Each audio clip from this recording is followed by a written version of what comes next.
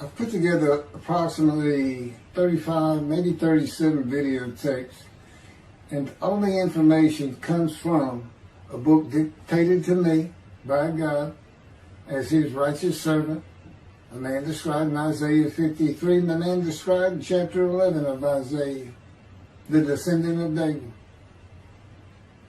the twig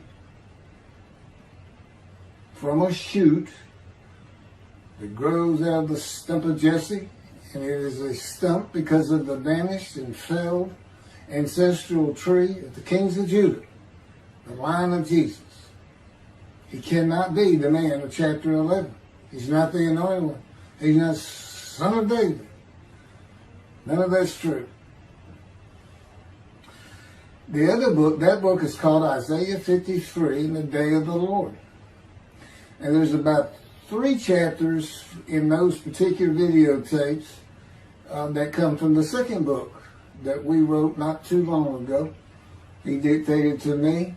It's the story of my life. It's to show you how I fit the verses of Isaiah 53 with regard primarily to suffering, familiar with disease. So that would be wounded, and as it turns out, cancer. But the other words that you find in Isaiah 53, punishment, maltreatment, crushing, bruising, chastisement, okay, that is all in God's power. That's all in God's power, all those words. But the books are unpublished, shunned and despised, the kind of afflicted by God, plagued. Nobody understands. This is so different than the Judaism the Jewish people have been taught. This Messianic era that will never occur. And we know it's not going to occur now once you believe who I am and how you cannot. After the mountain of evidence I have presented that is in those books, just as Moses today would have to say, well, look, I wrote Leviticus.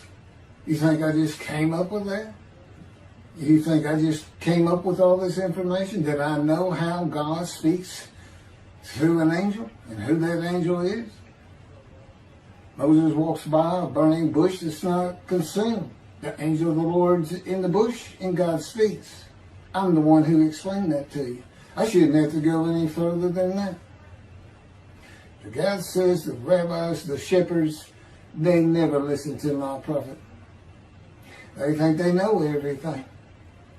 Well, I'm going to keep showing that they don't. This is primarily for the people who listen to them and not them. I don't expect them to ever respond. Because by responding, they have to say they've been wrong. Or that's just not what we believe. And so they won't change. The bottom line is they make money on it. That's the bottom line.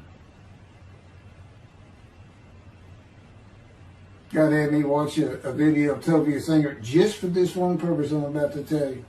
He said, watch him raise his hand.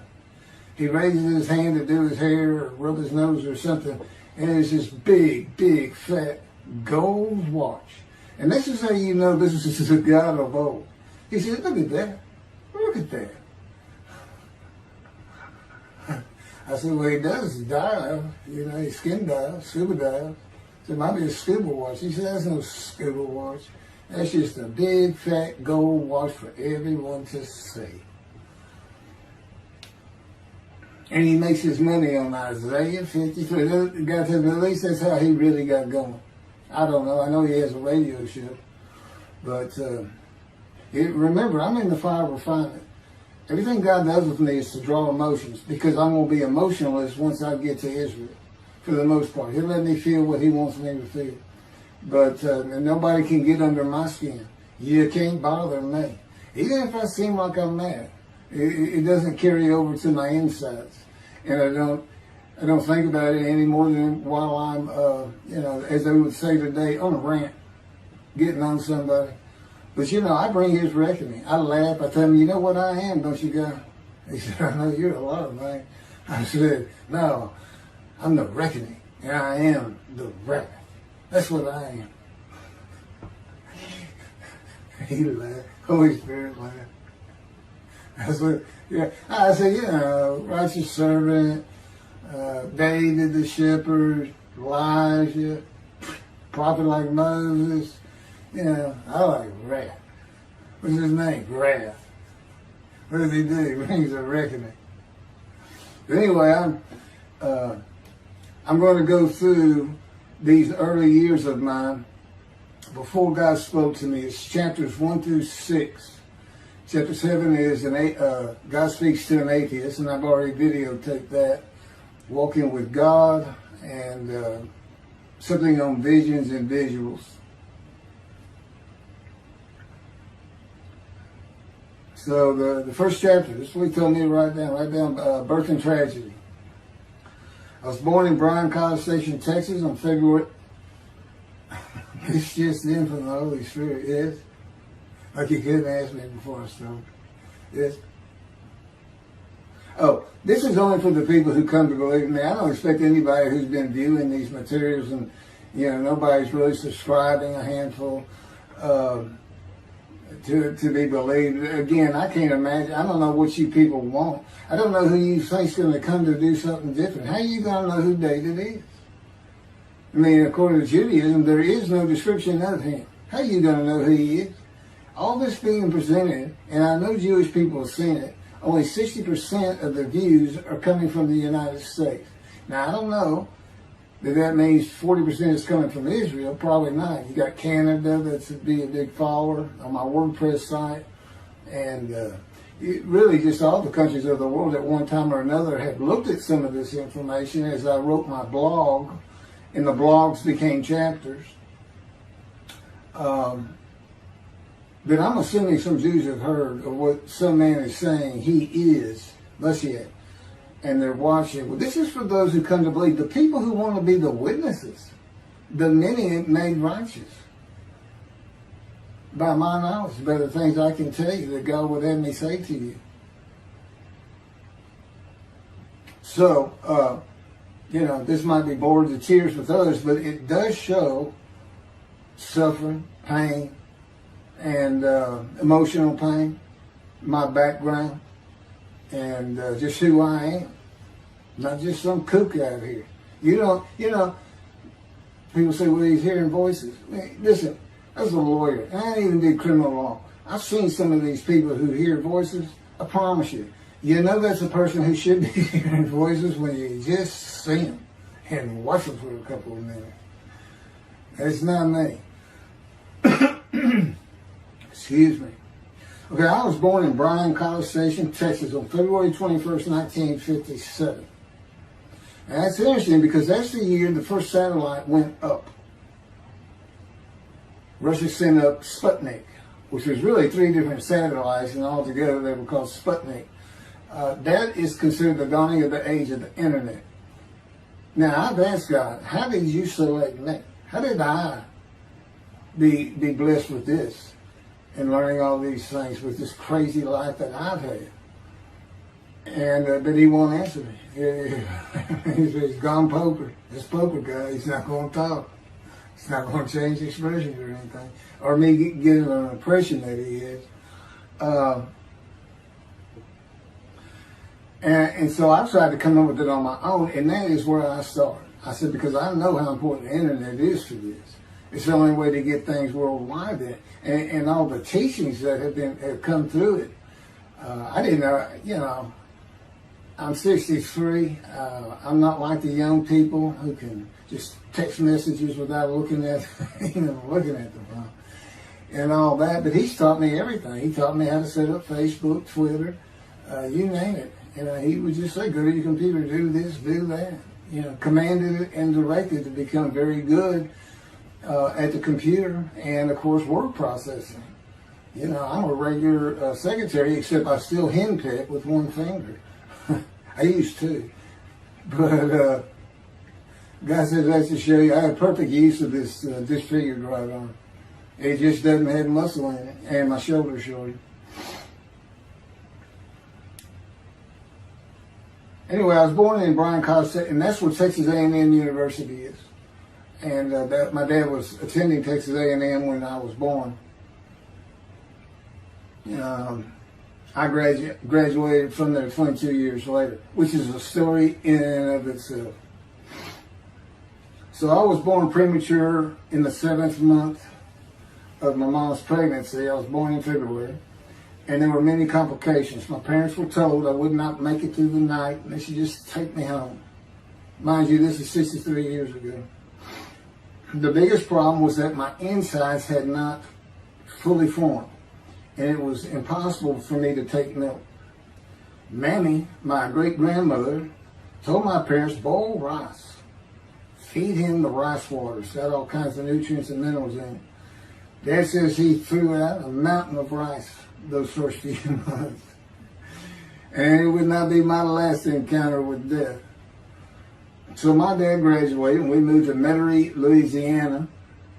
And his first job is an oil and gas geologist.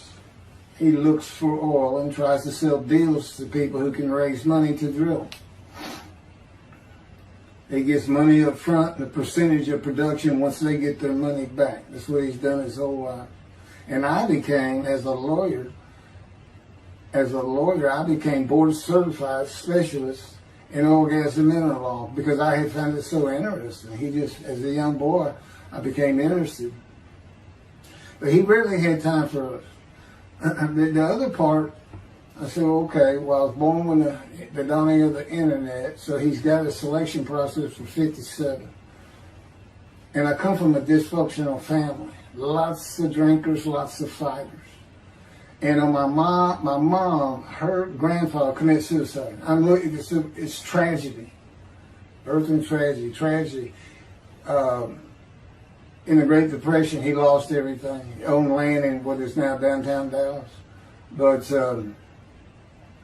But then when she was about 4 or 5, her mother went down to the market square in Crockett, Texas, small East Texas town. Everybody has their courthouse in the center of town, and there's streets on either side with stores.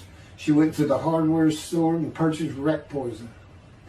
She hadn't gotten hardly out the door when she opened it and took it herself.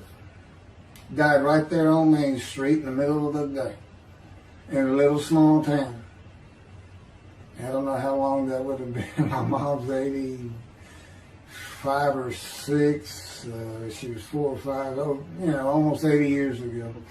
So I'm sure it was quite an event. And her dad took her and her sister's about 2 years older, to Metairie, and not Metairie, to someplace in Louisiana. But could have been Baton Rouge. And her father became a elevator operator. And you can still find this in Houston. When I was at law school, I went to law school downtown Houston, but South Texas College of Law. And at the courthouse, they would have somebody sitting in there on a little stool and with a lever and take you up or down, take everybody up or down. With all the lawyers coming in for the court cases, it was packed. I'm sure they've done away with it by now. But that's what he did. And they found him one day or night. He had taken out a pistol, he shot himself in the head and killed himself. So now she had suicides on both sides of the family. And her father's brother took the 2 girls in. He actually adopted them. And when she was about 10 or so, I believe, she's with him out in some shack in East Texas. And, there's not even phone in this place. And he took a shotgun, and I'm sure he'd been drinking there, all known for it, and blew his head off right in front of her. I mean, that's all the circumstances I know about it. It doesn't sound like a good scene at all, but it scarred her for life. Okay, we've been taking care of her from the get-go. My father amazes me to no end. What he has done to care for her. See, they knew that was his sweetheart. Eventually, now at 10 years old, that's who he married. And they're both from Crockett, Texas. Small town people. I still take care of them. They've taken care of me for 10 years. Got to me from society. He made me quit law. terminate my law license in Hawaii and Texas, and took me into poverty. I've been in poverty for 13 years until I just now filed for Social Security early. But I give them more than 90% of it to make up for everything they've given me for 13 years. While I'm in God's fire of refinement, learning everything I need to know. And I have learned much. There ain't any question.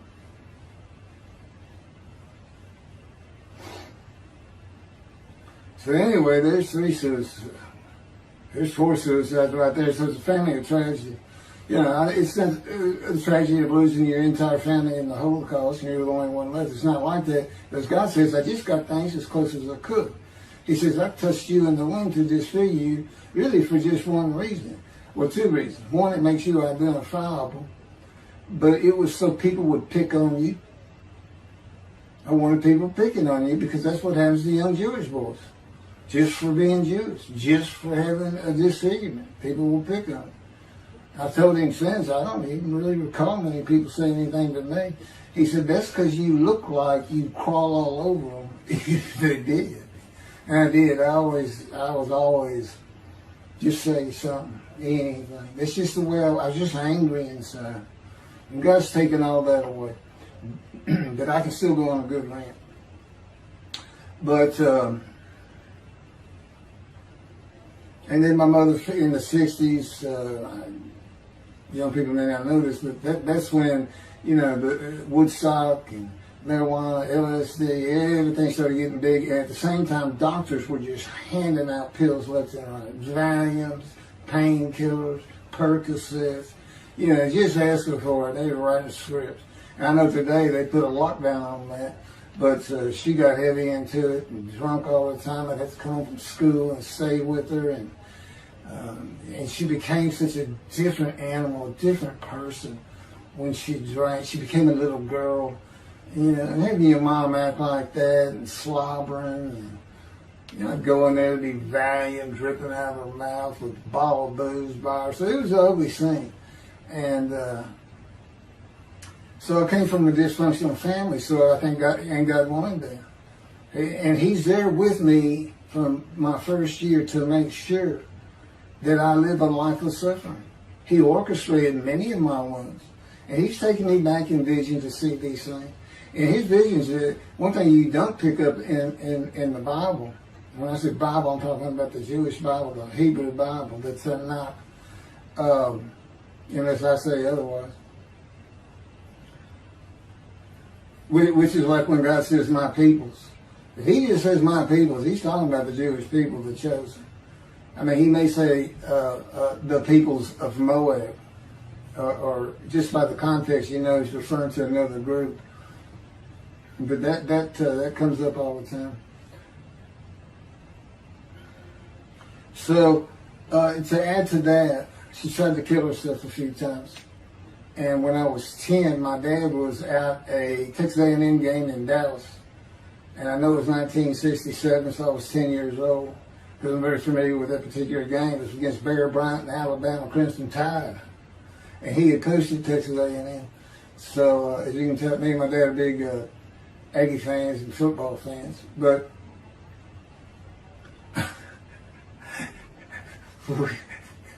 I had been assured we'd be able to see those games in Israel. Somehow it might be technically. He said, we'll get it. That's the Holy Spirit. We'll get it. I said, he's so funny. I don't know where my sister and brother were, but I heard some noise and I went down. It was about 1 or 2 in the morning, and our stairs curved, and there was a little bay window cut out, and I looked down out into the living room, and she's laying newspapers out. And I just sat there watching. I didn't know what to do. And she got down that paper and took out a butcher knife, not a razor blade, a butcher knife, and opened her wrist up. And this happened again years later when I was in high school. She opened her elbow up, and that was god awful. I don't know.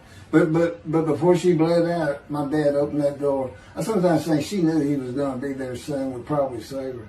But it didn't look good, and I hated myself for not doing something. Maybe that's why I was so angry. Anyway, because I didn't do anything, I just sat there. I couldn't move. I don't know. I don't even know what I was really thinking, really. But I can't. What it did is it told me how much her uncle blowing his head off must have done to her. That must have really hit you. I had nightmares my whole life, but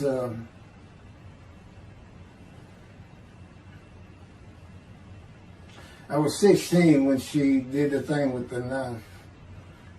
But you know what? My dad finally got her he got her the best psychiatric care in Houston, Texas, and that's big because we got a medical center that's renowned throughout the world.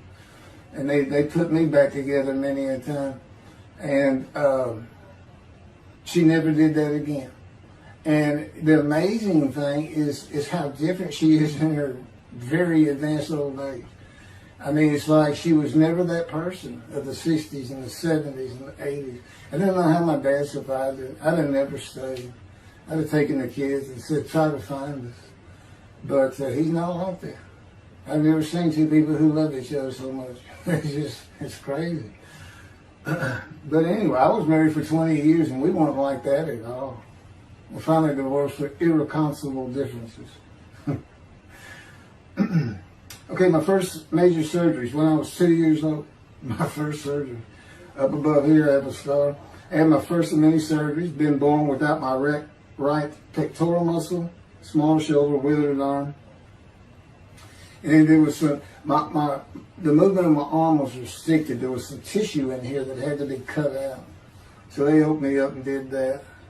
I was born right-handed, but I do everything left-handed. Except for light things. Like I shoot a basketball right-handed. I throw a ball right-handed. Darts, things like that. But bowling, I'm left-handed. You know, anything heavy. And I was quite an athlete. If I had two good arms, I'd have probably been on scholarship. I was already offered a partial scholarship at a small school for track, even with this bad arm. But I just didn't have the fast start. You got to have two strong arms just pushing out in front of you. But I was some kind of quick and fast. So, we moved back to Houston to a place called West University, a suburb. And this little story, I don't even like telling it, but God tells me I have to. And he had something to do with it. But I'm not going to go into that part of it. So anyway, I had decided when I was in second grade, I was tired of school, didn't want to go anymore. I don't exactly know why. I just know I said, that's it, and now I'm not going. Dad came to get me up and take me to school until I'm not going. And it was on. He was going to get me there. It took him about an hour to get me to the car. Fighting and screaming and running around and hiding, getting under bed. You name it, I was doing it. And anyway, he finally gets me to the school, but he's too tired. He wasn't even going to try to get me out of the car by himself. So he get out, and he goes and gets the principal. Now, my dad's about 6'2", but he's real slim. And but he comes out with his principal, who's taller than he is, and he's a hefty guy. He's burly. Anyway, so they come, they said, get out of the car. I said, I'm not getting out of the car. I'd already locked the doors. Only the two front doors locked, and it was those locks that you pull up and push down. And so my dad used the key, and he opened up, he popped that lock up, and I slammed it back down. He said, I'm not going to school, I told you. He threw some keys, they started throwing the keys at one another over the roof. The principal was trying the same thing, and I'm slamming his door, I'm leaping across the car. Man, I don't know how long I went, but they finally, you know, in 5 minutes maybe, seemed like an eternity. I was terrorized. That's the way I look at it. Anyway, the principal got it open, and I saw that door open, and I got back on the far other side of the, by the steering wheel with my back against that door. And I curled up like a ball, had my knees on my chest, and he reached in to get me. And I unleashed on him, kicking him in the face with everything I had. He broke his glasses, and his orbital bone got shattered. So, you know, That wasn't my first principal either. There's another one. So, but anyway, so they carried me in, and it was very embarrassing. I was crying. But again, funny thing, nobody, because I stayed with this same group for 9 years, going to West University and the junior high there that you go to. Nobody ever said anything to me about it. And I knew some of those kids that were in that class.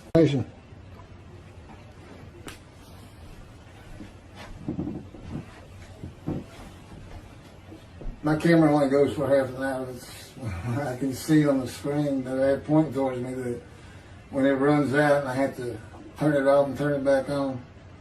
But anyway, that ended my fight with my first principal.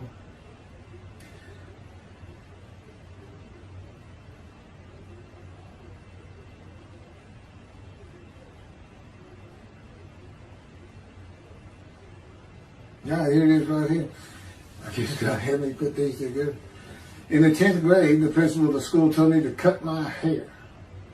You know, I had long, blonde, wavy hair, well past my shoulder. Again, this was, I graduated high school in '76, and this has been junior high, so it's in the early '70s, but it felt like the '60s still. And I kept in a ponytail. It was neat. But it was a school-wide policy. I think I was one of the last people to cut his hair. I was hiding all the time. I was always on the alert for the teachers that would turn you in. But I went and got it cut. I told the barber right at my collar. Sat there in the chair, cut it right at my collar as I was instructed to do. And then I was commanded to return to the principal's office. And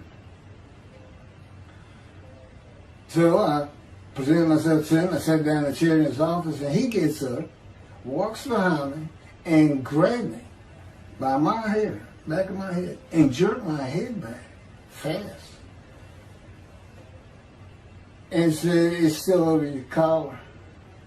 Now, I don't know if I did a backflip out of that thing. I can't really recall. But what I do recall is it took 3 people to get me off of him. And I was permanently expelled from school, which ended up me leaving home. It wasn't a runaway. I'm just out of here. I'm tired of everything and everybody. I ain't going to school ever again. Hate school, always there. That was me. Yeah, they had to pull me off of him.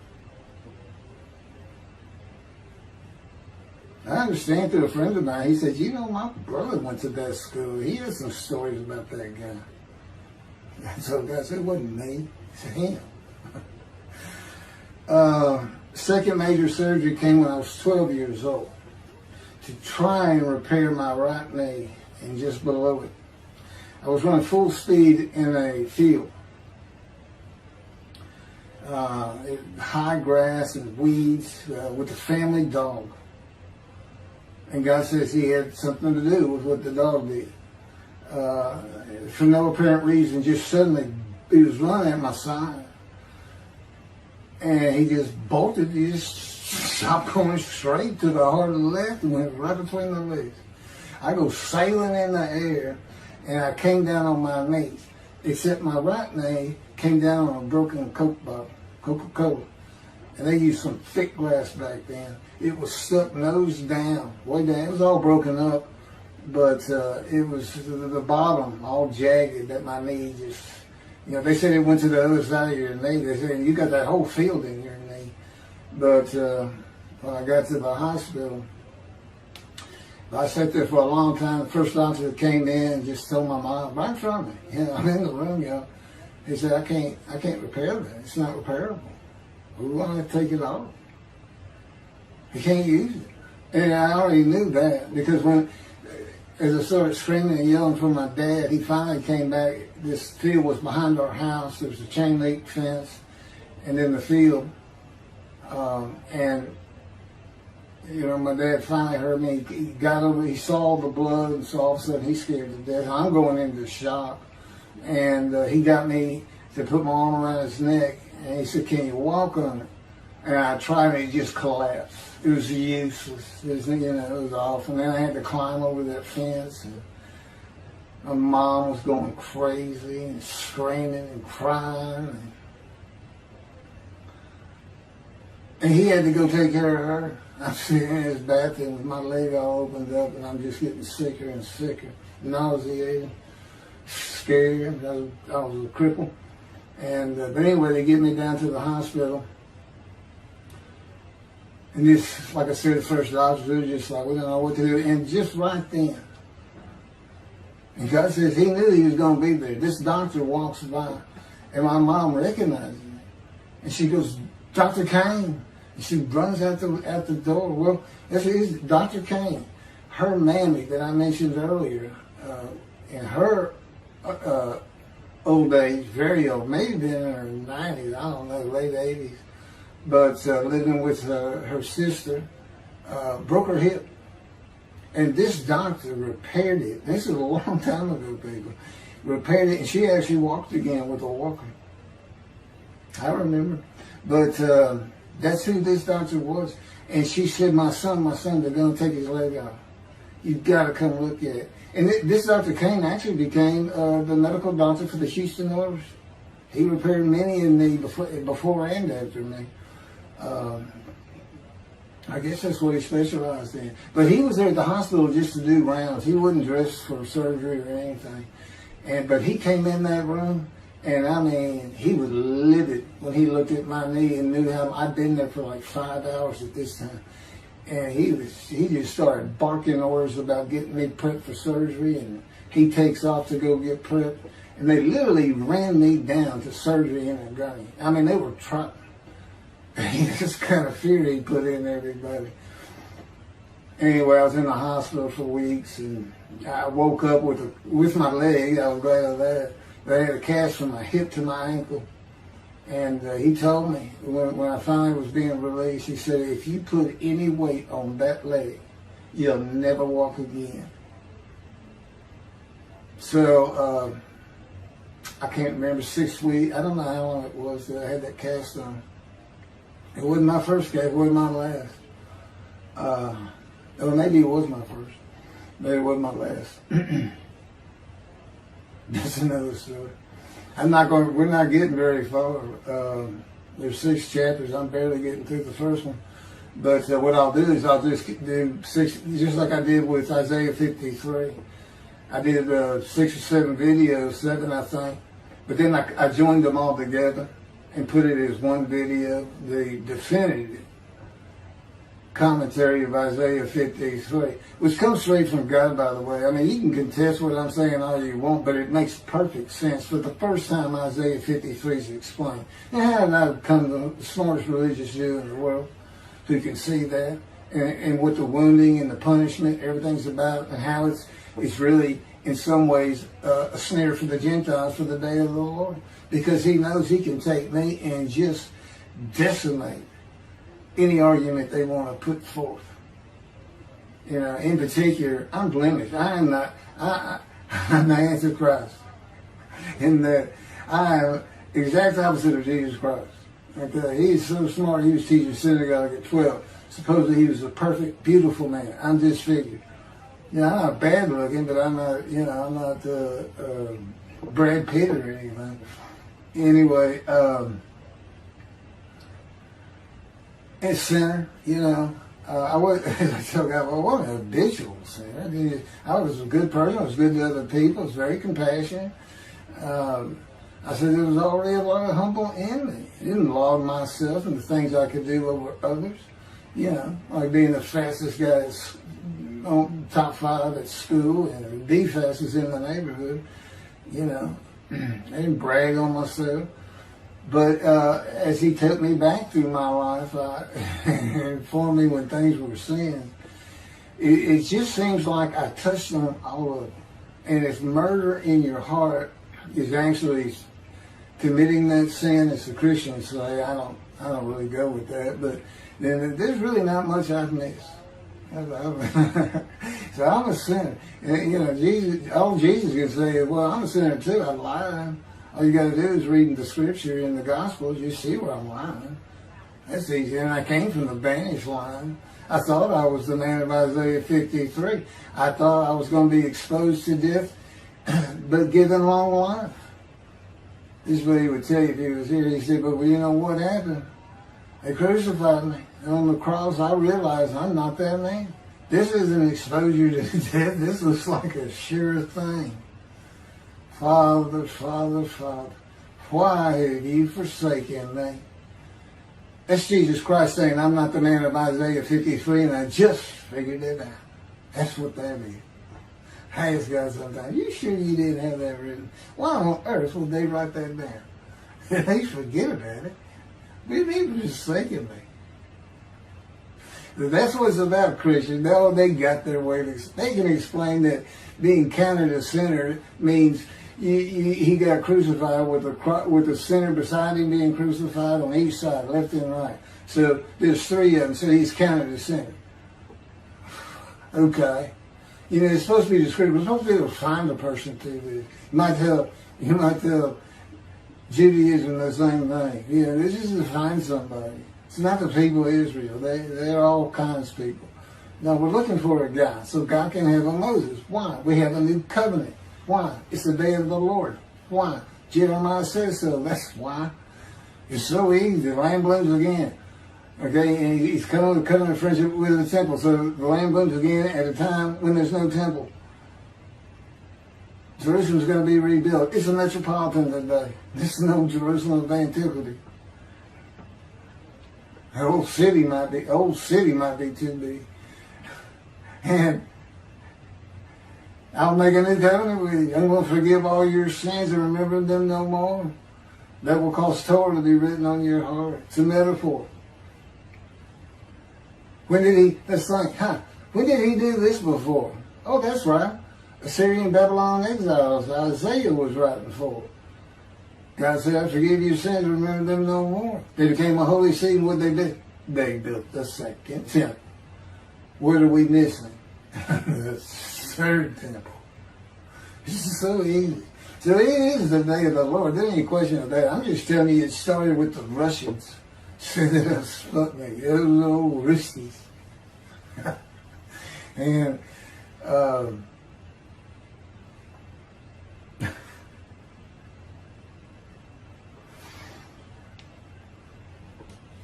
he's bringing the covenant, but he's got to have a Moses. He said send a prophet like Moses. So he's saying it's Joshua. No, it's not. God needs him today, the day of the Lord. And guess what? He gives us a description of him. He knows this is a time of secularism, reliance on science and medicine and doctors. And you got so many more people who the only book out there is not the Hebrew Bible. There's a lot more books than that. You know, there's all kinds of distractions, television, cell phones, computers. You know, back then, you know, you just sat around and said, what do you think God's doing? I don't know. Wish he'd send some rain. You know, it's just, I said it's easier to get them back then. But here it is. It's here. And God said, you see why I put shun and despise in there?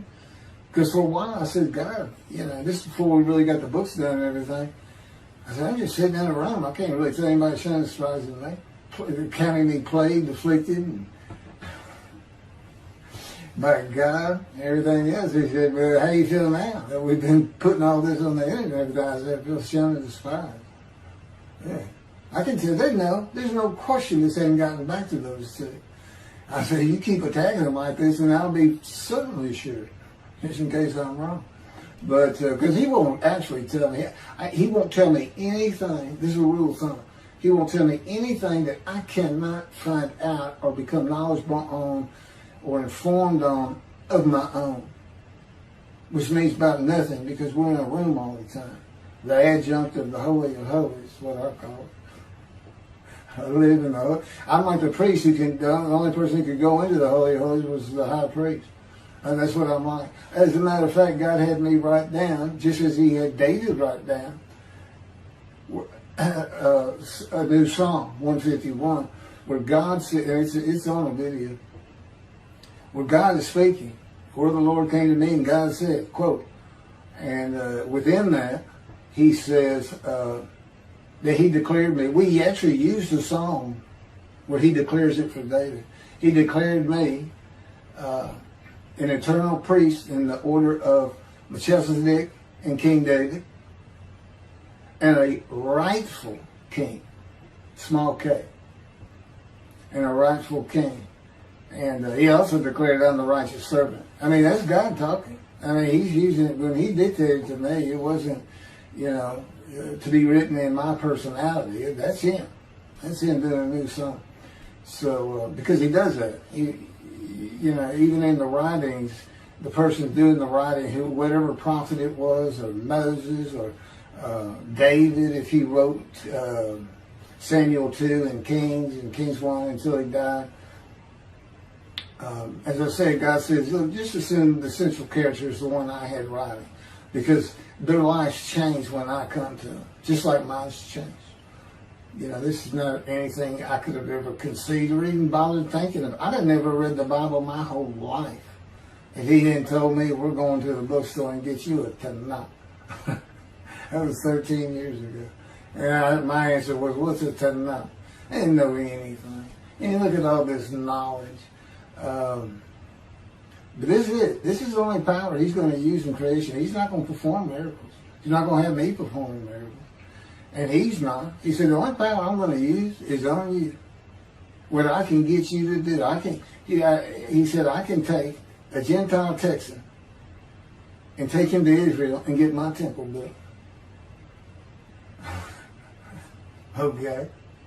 He said, because that's what you say to God all the time. Okay. And one night, I hadn't even read Isaiah 53. He didn't come to me and just say, offer yourself for guilt. I crushed you with cancer. It was me that did. That's not, I wouldn't have known what he was talking about. We finally get to Isaiah a couple of years later. He said, Keith, read Isaiah 53. I said, okay. And so I read it. I said, okay, finish it. He said, who do you think that is? I said, I have no idea. I can barely read it. I didn't know what it's saying. I said, I think these two verses ought to be up here. I said, you sure nobody messed with this thing? He said, nobody messed with it. It's just that I had Isaiah writing. He said, that's you. I said, oh, okay. And I couldn't help myself. Good luck convincing anybody. I can't even tell what it's saying.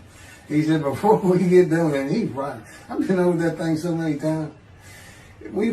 From my original version of Isaiah 53 that he dictated, or told me how to put together, but every sentence, every word is his.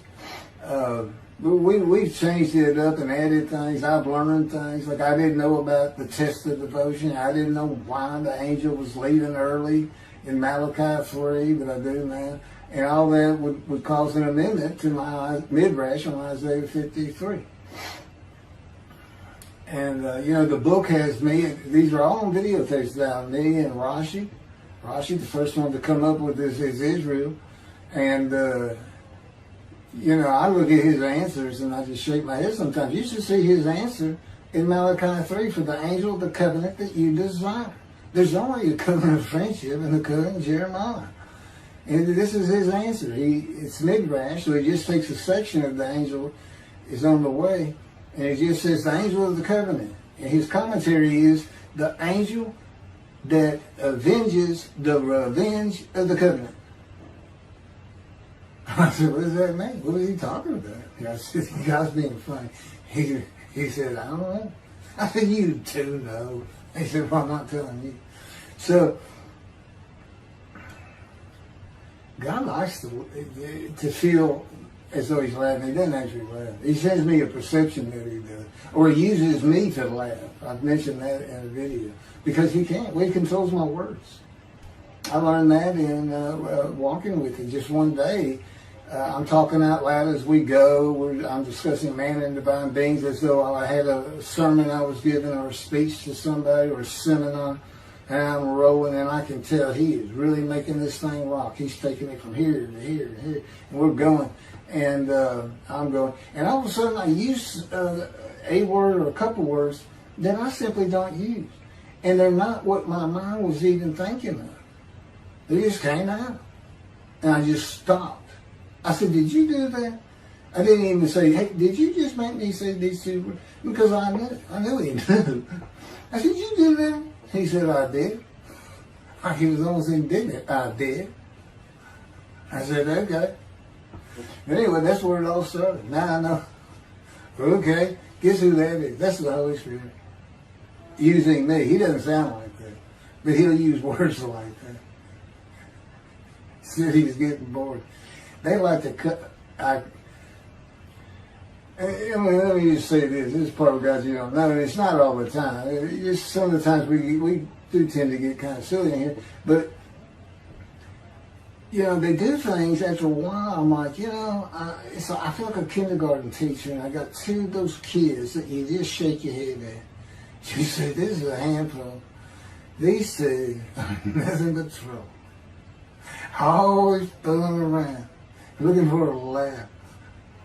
And the Spirit's always working in heaven, death. God laugh, as it were. Again, he doesn't actually laugh. It's a perception that's his emotion. If God has any emotions left, because worrying about other people's pain is not one of them. He made that clear to me. I don't care about your pain. And just saying it makes you mad. He says, see him drawing anger. And he'll do so many times over and over. He says, it's easy because now it irritates the fire out of it. He just started. I said, how do y'all keep doing this stuff? And one day I told him, I said, I got it. Which means it actually came from them. I got it. You never grew up. You never got sent to your room. You never had to climb that mountain to achieve something. Put yourself out there. Nobody's ever whooped you. He said, I said, that's what it is. You never grew up. That's what it is. Yeah, I'm dealing with the child God. That's what I'm dealing with. That was my argument. And then he came down as mean, very serious, mature guy. And I didn't bring that argument up anymore. But that's how it gets with me sometimes. It's an incredible lot. For me, I'm not going to get to him. I guess I'm at the end. I'm getting close to when I got shot. I thought that was a new chapter. Oh, it's not. Well, I'm going to put it, this is getting long. Anything over half an hour, we try to stop. Now, my Isaiah 53 is 5 hours. But, you don't have to watch it all at one time, of course. He doesn't hardly let me watch it. Yeah, I don't even watch them before they get posted. He said, no, you watch it later. Because it comes on my TV that he got me. And I didn't know at the time it was going to be, that he was serious about doing videos. And I certainly didn't know about making it a backdrop. He decides everything. He tells me when to eat, when to get up. I don't sleep hardly at all, 2 or 3 hours a night, and sometimes less, and take a half hour nap sometimes. But I found out I feel fresh. I don't need that much sleep. He said, well, you're not really doing anything. Why do you need a lot of sleep? And see, that used to make me mad. Now I just laugh at it. Thank you very much for listening. I'll pick this back up on another video, and eventually I'll put these first 6 chapters, just like I did Isaiah 53, because it's a book that he dictated to me. I can't get it published. I'm going to put it on YouTube. That's why I'm reading it. And as I said, if you don't want to listen to it, don't listen to it. But the information that's in these books and in those videos is, that's my proof. And quite frankly, God says, if that's not enough for them, well, that's just too bad. Utter destruction is what they end up getting. They better learn how to listen to the prophet. See, it's no different than the people back then. You'll say, well, why didn't they listen to Isaiah? Why didn't they listen to Ezekiel? Why didn't they? They laughed at Ezekiel. That's what Rashi says in his commentary. I didn't know it was laughing at him, but they just ignored him. Everybody thinks they know it. But in any event, I do know there's one chapter we haven't put in there, and that is recognizing the prophet in the Talmud. It says Moses vouched for Joshua, so he didn't have to be tested. Now, the problem with all that is, and I think why God hadn't had to put it on video, is that they're looking for a seer, somebody who can see the future. But see, that's antiquity. I mean, that's not what you're looking for today. Moses wasn't a seer. And none of the prophets were seers. They just wrote down what God told them to write down. God's the prophet. Is the one making prophecy. And what he does, he doesn't actually just, quote, see the future. He walks it through. He says, okay, right here is when they're going to send up a satellite. This is where humanity will be at that time. He can walk it through in his mind. As I mentioned, his eyes, he doesn't have them. It's just his absolute knowledge of all things. He can form a picture of this room. Me, it's in here. He knows every atom of my body. And it's like he does a vision for himself, a visualization. That's what I call when they put pictures in my mind. He says, and he puts it into the spirit's mind. And they're both within me. You know, the big cloud that just came down. If you're sitting in a room with me, it envelops you. But it engulfs me, it goes through me. My little spirit cloud becomes part of the big cloud. That's why God is in his spirit. Here's the elements of spirit, here's the elements of God's presence, his mind. Two clouds, they just come together, they can be together. Okay, but God's still one. He created the other cloud. And then in this room, filled with them, my little spirit is like a little cloud that just came in and part of it. That's who I am. That's a man in divine beings. Okay? No, it's like nobody's really expecting it. Well, maybe it's because you didn't know these things. And now they want, I get the feeling shunned. Shunned means I'm not looking at that. It sounds like a kook. We by faith, by the fundamental principles of Rambam from the Talmud, from his diagnosis of the Talmud. Why don't you do your own? Why don't you throw the Talmud out and learn some new stuff? Why don't you get out of antiquity?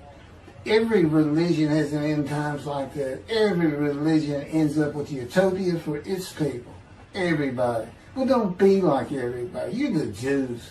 Throw it out. Let's get practical. Let's have God in our midst again, in a man like he was in Moses. Let's point at him and tell the Christians that is the man of Isaiah 53. Here's what it's about.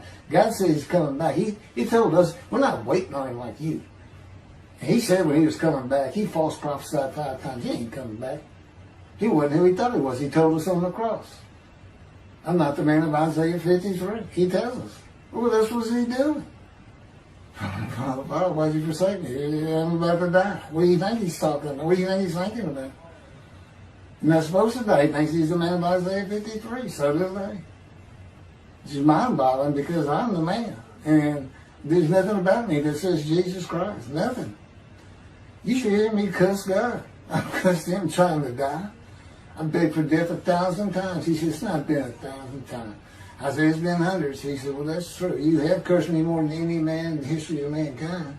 And he said, and you did it face to face. And I said, you shouldn't make me so mad. He laughed, y'all. He laughed. Without cussing him, he did make some laugh. And oh, you're kidding, that story?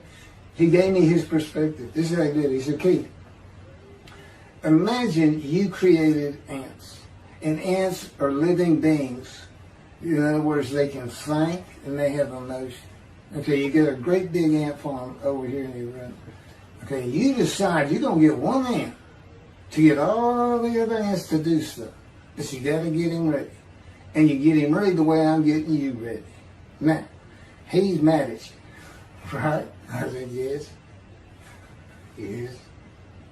And he said, now, imagine, I'm always laying in this bed. I got a big table. It's got a microwave on. I put my computer on. I got a big fan I like to have on. And he said, look over at that table. Now imagine that ant got loose. And he is crawled up. And he is standing on the corner of that table. And he is giving you the what for in ant language. I mean, he's going. And he's turning around and shaking his butt at you. And he's cussing. And all this. And all you got to do is go bump. And he's gone. I said, that's funny. And it is. And that's how he, that's what it does to him with me. The spirit will rile me up. I call him a troublemaker. Troubler. He's so funny. But God's so humorous. There's a difference in their humor. Okay, that wraps up. I'm told that does wrap it up. I'm going to pick up a gunshot. I guess it was worse than the accident to my knee. They ended up opening me up from between my breast and my pelvic bone, and now it's been 3 times.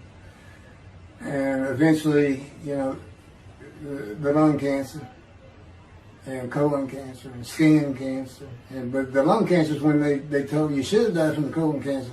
He said, but this is it. We can't treat that. It's too advanced. You're gone. And prepare to die. That was 20 years ago when the planes hit New York. It was the planes hitting New York that got me up off the ground one last time to see one more doctor. The life of God's righteous servant of Isaiah 53, chapter 3, gunshot. Shortly after I recovered from my knee injury, I moved to Fort Lauderdale, Florida. I was not happy about it at all. It turned out to be a lot of fun. I made some great friends and celebrated my 13th birthday. My only injury in Florida was having my front teeth shattered and knocked out, requiring caps, which was more of an ordeal than I would have imagined. We returned to West University in Houston after 2 years. My mom was not doing well at all, and it was getting close to her second suicide attempt. I was back with my old friends and did not have much supervision from home, and I failed ninth grade.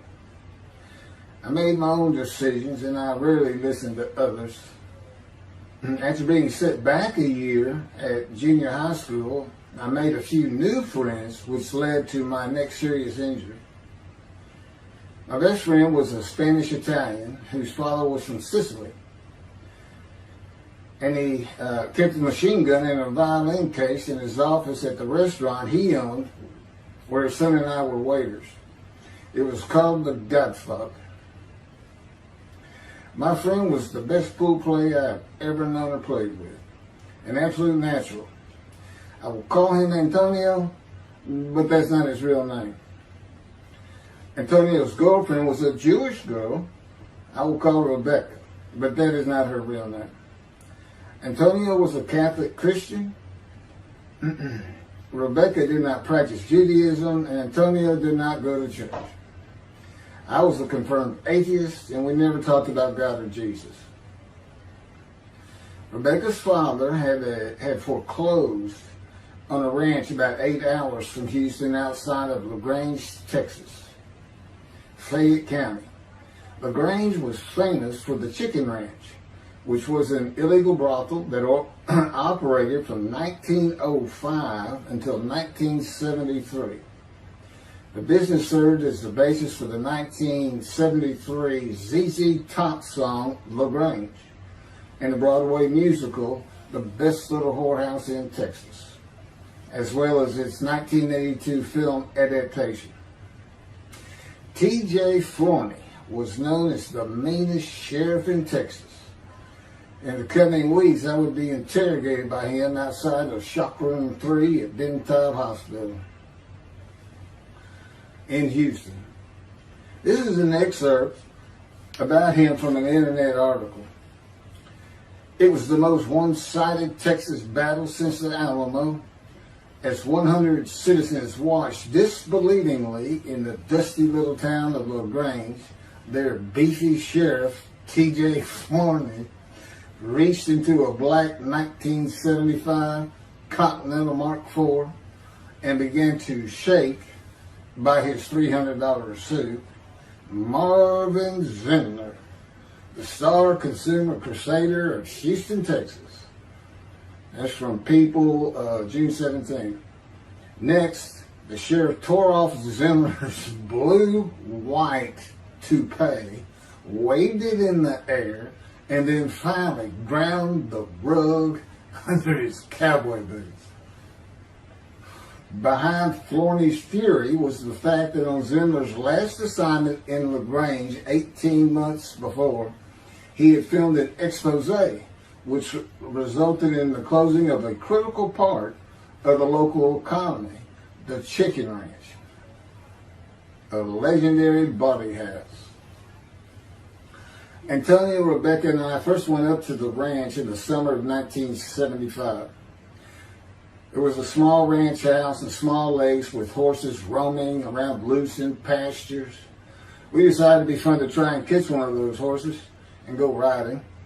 The next time they went to the ranch house was in Rebecca's father's Mercedes-Benz. Two-door convertible Mercedes-Benz. I sat on the hood of that Benz with a lariat while she tore through fields trying to run down a horse for me to rope. The horses could turn too fast, and we never got close enough for me to rope one. What we could and did do on the next trip was bring guns. A 30-30 rifle, shotgun, and two 22 caliber pistols with holsters. As a backdrop, Antonio and Rebecca had broken up as boyfriend and girlfriend, and her attention had turned to me. I did not believe that caused any friction between Antonio and me, but it should have. It did not seem to be a source of animosity of Antonio towards me in any event. On October 5, 1975, we were all back at the ranch having a great time. Tony and I were shooting at cans with our pistols and practicing a quick draw from the holsters. We were standing shoulder to shoulder, about 3 feet apart, and he was a little forward of me. Rebecca came up behind us, between us, and said she wanted to shoot. Antonio passed his gun to her, and it fired when it was going by me. The bullet went on a straight line through my bladder, intestines, and colon from the front right and lodged in the back of my left buttock in my backside. I could see the trajectory in my mind. I fell to the ground, and Antonio fell on top of me, rolling me over and over. I think he was looking for an exit of the bullet. I told him to get me to a car and get to a hospital. Felt like Babe Ruth had swung a bat up between my legs. I never once thought of God. On a big ranch, there are several gates for different sections of land and different purposes, usually with chains and a lock. When we got to the first one, I told Antonio, drive through it. I told him to ram it. I knew I was dying, and all I could think of was, you have got to hurry. I didn't panic, but I had never been so afraid and had never felt fear like that again to this day. Sometimes I think I have forgiven Antonio for accidentally shooting me, but I had not and cannot forgive him for stopping at those gates. I'm still mad about it. I was seriously angry at him. We got to the LaGrange Hospital before noon on a Sunday.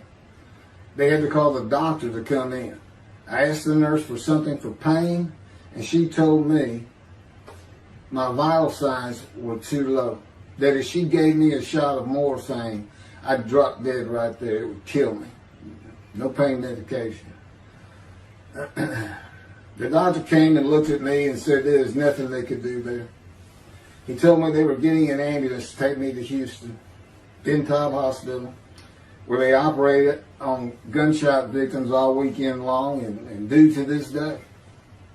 It's a trauma hospital. Many young doctors from Baylor University, all around the state.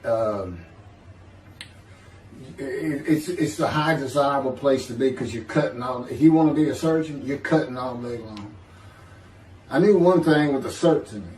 I could not pass out or fall asleep. If I did, I would not come back.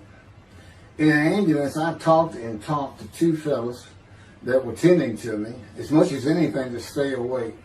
I asked them such things as what it was like to be married, graduate high school, have a career job, but my mind repeated over and over, you have got to hurry. We arrived at dusk. This happened before noon when I got shot, so now it's getting dark. When the ambulance opened, my brother jumped in to help. My mom was standing by the entrance to the shock rooms in her fur coat. She later told me that since Benton was a public hospital, it might help if they thought we had money. I didn't see my dad, but my sister told me later, the whole way to the hospital, all he could say was, to God, please don't take my boy from me. I had stayed awake for some 6 to 8 hours in awful pain. They took me to shop room 3. It was filled with people giving orders and very loud. On the table, the nurse told me she had to put her finger in my bottom, which embarrassed me. And I raised up like a sit-up and saw nothing but blood rushing from my bottom onto the table. You have to hurry is all I could say. They finished prepping me for surgery and rolled me to a hall in a line of others awaiting surgery. And someone was saying my name, and I opened them to see P.J. Forney, Sheriff of LaGrange. He wanted to know if I'd been shot intentionally, what we were doing at that ranch, did we have permission to be there, and et cetera, et cetera. I told him I thought it was an accident and to leave me alone. I never saw him again. I didn't have to wait long. The orderlies bypassed everyone in front of me and took me to surgery. I awoke in a large room with about 10 beds on my side of the room and 10 beds on the other with other patients, and I could hear moaning and crying here and there. It took a few moments to remember what had happened and why I was in there. I fell back asleep, and when I awoke, my dad was telling me he would have me out of there into a private hospital as soon as possible. It was the next day when they transferred me to the Methodist Hospital in the medical center where they had operated on my knee, and I had spent weeks there. I had a hose with a bag coming from my bladder and a colostomy, an opening called the stoma, which is your intestine on the outside of your abdomen, with a bag over it for going to the bathroom. I was out of danger from dying, but still very weak, and I needed to gain some weight. The track team was already getting together, running distance and cross-country workouts provided by the coach, preparing for track meets in the following school semester. I lived about a half mile from the high school. The day I got home, I walked to look at the track. It did not seem possible I could get back in shape. I was afraid to cross the roads to the school.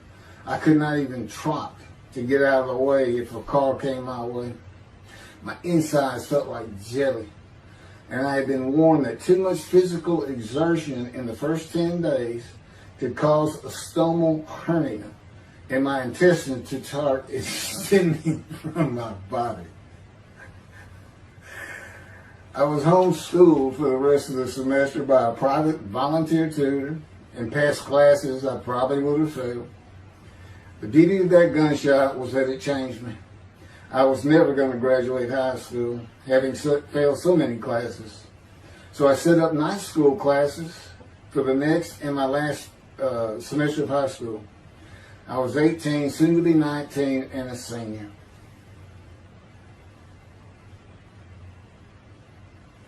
Chapter 4, College and Law School. Before the summer of 1975, one of my best friends on the track team, who threw the discus and shot put in field events and was a senior, told me he wanted to do something big the coming summer before starting college at Louisiana State University, LSU. I was only a junior and I had no plans for the summer. He mentioned this to me, and I began thinking about how long it had been since I had been to Colorado. My father, who had really good years and many so-so years, depending on how the oil and gas industry was doing. And when I was in junior high school, he had sold some prospects that completed a few wells and had purchased a condominium in Pagosa Springs near Durango, Colorado. My friend's name was Keith Miller, and I called him Miller. He had given me the name of Say Babe. At one of our night track meets, I was running the 330-yard low hurdles, and the last turn was behind bleachers where the officials lost sight of us for a few moments. A runner to my left veered out of his lane into mine and took my hurdle, and I had to slow down and go around it, yelling, "Hey man, that's my hurdle." I wasn't happy. I do not remember how Miller knew what I had yelled, but he was probably on the football field inside the track working on shot put and discus, watching me run and hurting me. I did not really know him very well at this time, other than he was the popular senior who knew everyone, in stark contrast to me. On the following Monday, I was walking down the halls between classes, and coming in the other direction was Miller, though I did not see him. Then as he was passing me, in a loud voice, loud enough for everyone in the entire hall to hear, I hear, "Say, babe, that's my hurt." Hence, say, babe. That began a really good and fun friendship, and I got to know the class I should have been in if I had not failed ninth grade. And because I was Miller's friend, I was immediately accepted by anyone he introduced me to. I found out about 40 years later on Facebook. I looked him up and we friended that he's Jewish, and particularly because of his brother. He's got an older brother, and they look just alike. Live up in Oregon. But I did not know that. It's not something we ever talked about. Just didn't think about it. I'm sure he wasn't observant at the time. I told Miller about my dad's condo and suggested we plan a trip up there and backpack in the Womanichi wilderness of the San Juan National Forest. I had hiked there while in junior high school with a friend and his little brother.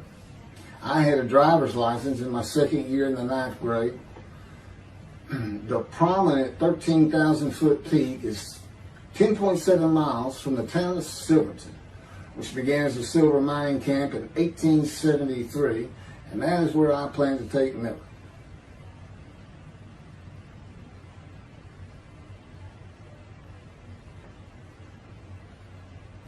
So Miller and I take off. We use his car. As I said, he was getting ready to graduate, and his dad had bought him a Toyota. I can't remember the name right now.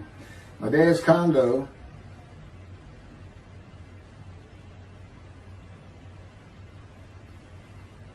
was about 60 miles from Durango, where a train depot is located that runs a train through the Womanichi Wilderness to Silverton.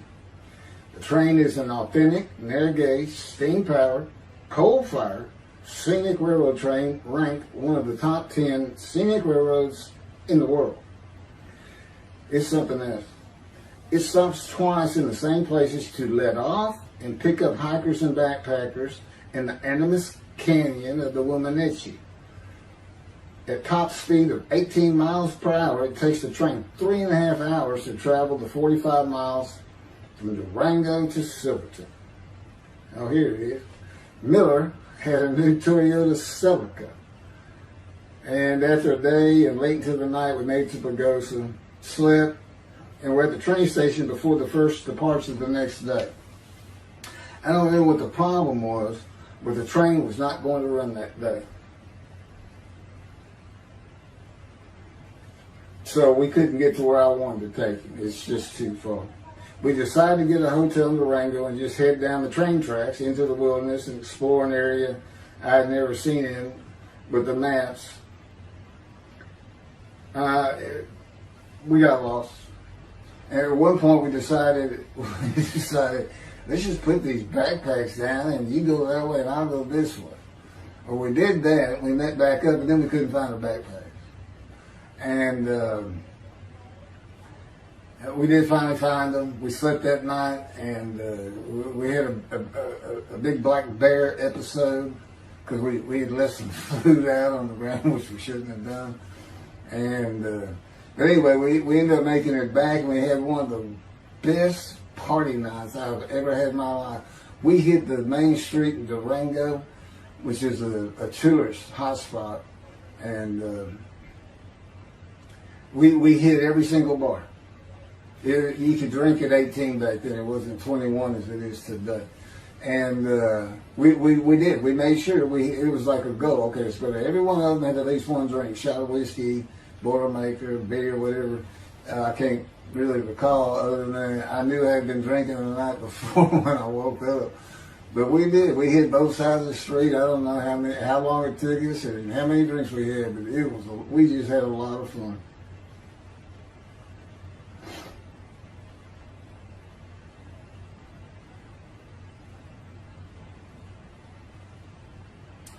Okay, I'll be coming to chapter, I guess it's 4. I don't know.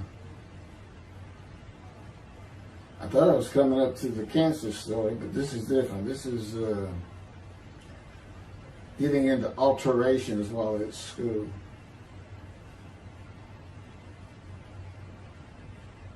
So anyway, I was shot on October 5, 1975, and by early December, so it's October 5, and then in early December, I had surgery again, put my intestines back together, which was, it was dicey. They kept telling me, we don't know if we can reattach.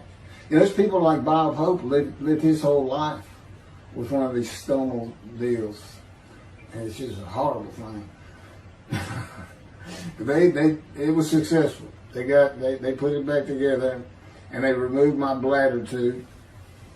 The girl next door, who I had never talked to other than to say hey or hello, and who also went to high school with me, had been coming over daily, and she agreed to be my girlfriend when I asked her a few months later.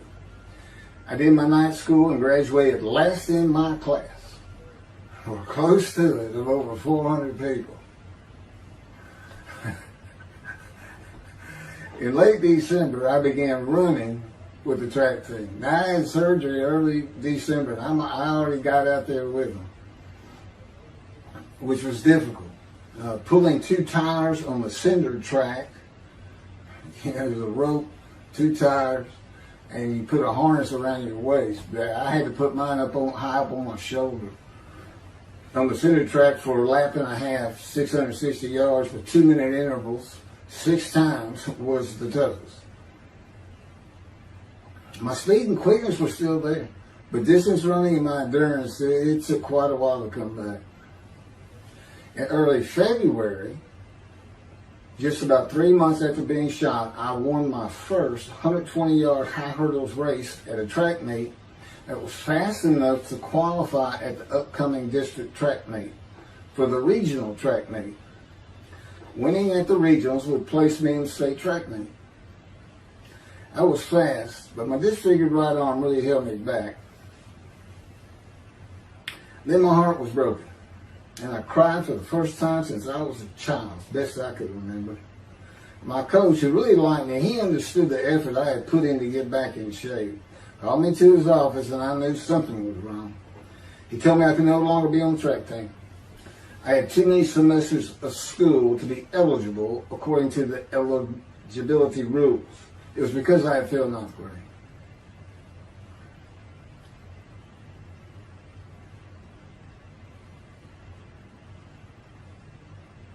And of course, I had no one to blame but myself. Skipping school all the time, just not trying or caring about learning was why I failed. I was not lacking in intelligence and common sense, as many people thought of me. I could and often did read a complete science fiction paperback book during the school day. One day. I'd get them from my brother. I just sat in the back of each class and read my book, and the teachers always left me alone.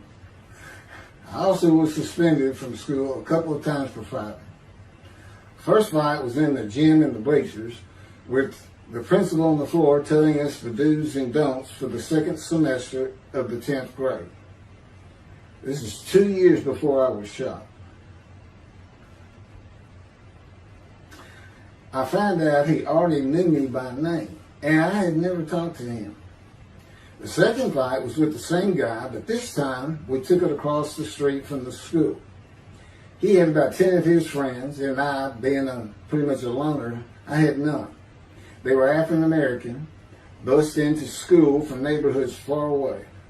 And I just didn't understand them, or know why they even talked to me with words I did not get, like word, or say, man, can I hold $1?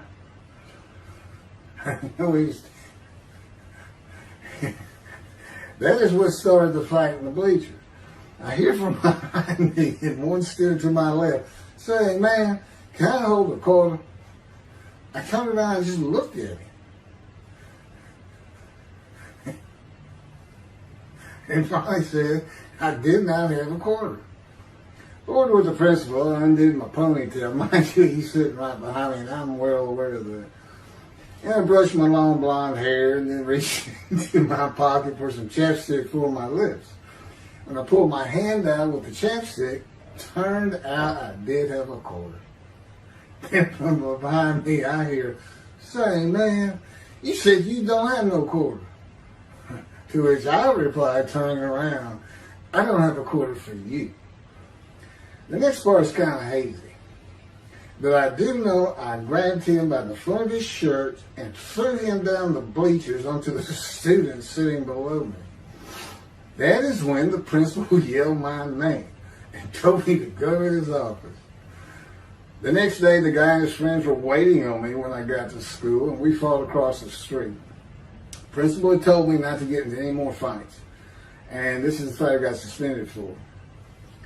I remember being in after my suspension, being in the men's room smoking a cigarette in a stall, and a group of African Americans came in and they were talking about the fight. What I remember was hearing, "That white boy went Muhammad Ali on him." My favorite fighter. I even saw the Ali Foreman fight in Kinshasa live in Amsterdam in 1974. And some of my best friends in high school were African Americans, mostly on the track team where we could get to know one another. I still had run-ins with the general population of the African Americans, who everyone just called blacks back then. I never used the N-word and thought they would help themselves a lot if they'd stop using it. Mostly I think they were angry at being bussed in from neighborhoods far away. In fairness to them, white kids did not seem to like me much either. So, yeah, I looked young, even for my young age, and with my long hair, about 6 to 8 inches past my collar, I looked kind of girlish, and many people said that to me. One day, a friend of mine told me what it was to him. You never smile and seem to be very angry, like if someone looks at you crossways, you're going to come after them, daring them to say something, like you want to fight. My next suspension for fighting began in middle shop, and it was all my fault. There's not a big deal to that.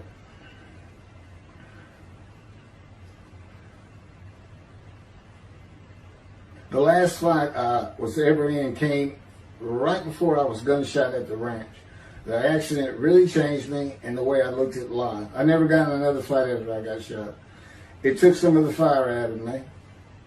My longtime friend from junior high school and I were at Memorial Park at night and walked down a train track that ran through the woods, away from the streets and recreation areas. We went to the center of a long railroad trestle bridge that ran over a bayou to wait for a train to round the corner from either direction on a single track. When a train would round the corner, we had to run and jump off the trestle after clearing the bayou.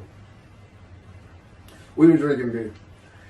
As we were sitting, we started talking about the price of gas that was 44 cents a gallon in 1975. Anyway, the trains weren't running. We got up to leave, and as we're walking down the steps, he said something about my father and about how to find oil and gas. And I turned around and just hit him with everything I had, with my right arm. And I realized what a stupid thing to do. I called him the Big Sweet. He's huge Norwegian.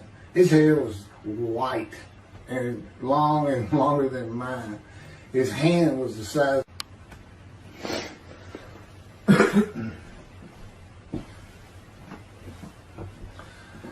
And I had nowhere to run. That was the really dumb part of it. I mean, I couldn't move. I couldn't use my quickness. I couldn't box as I had with the fellow across the street.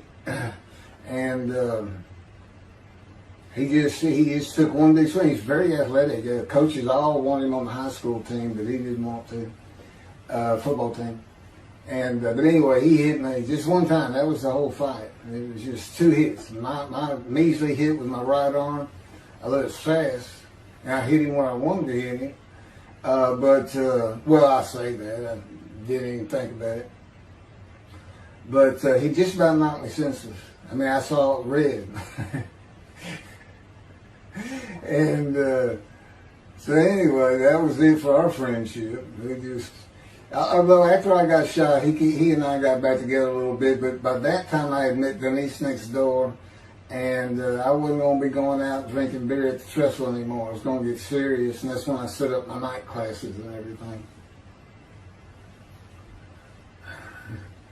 The big Swede.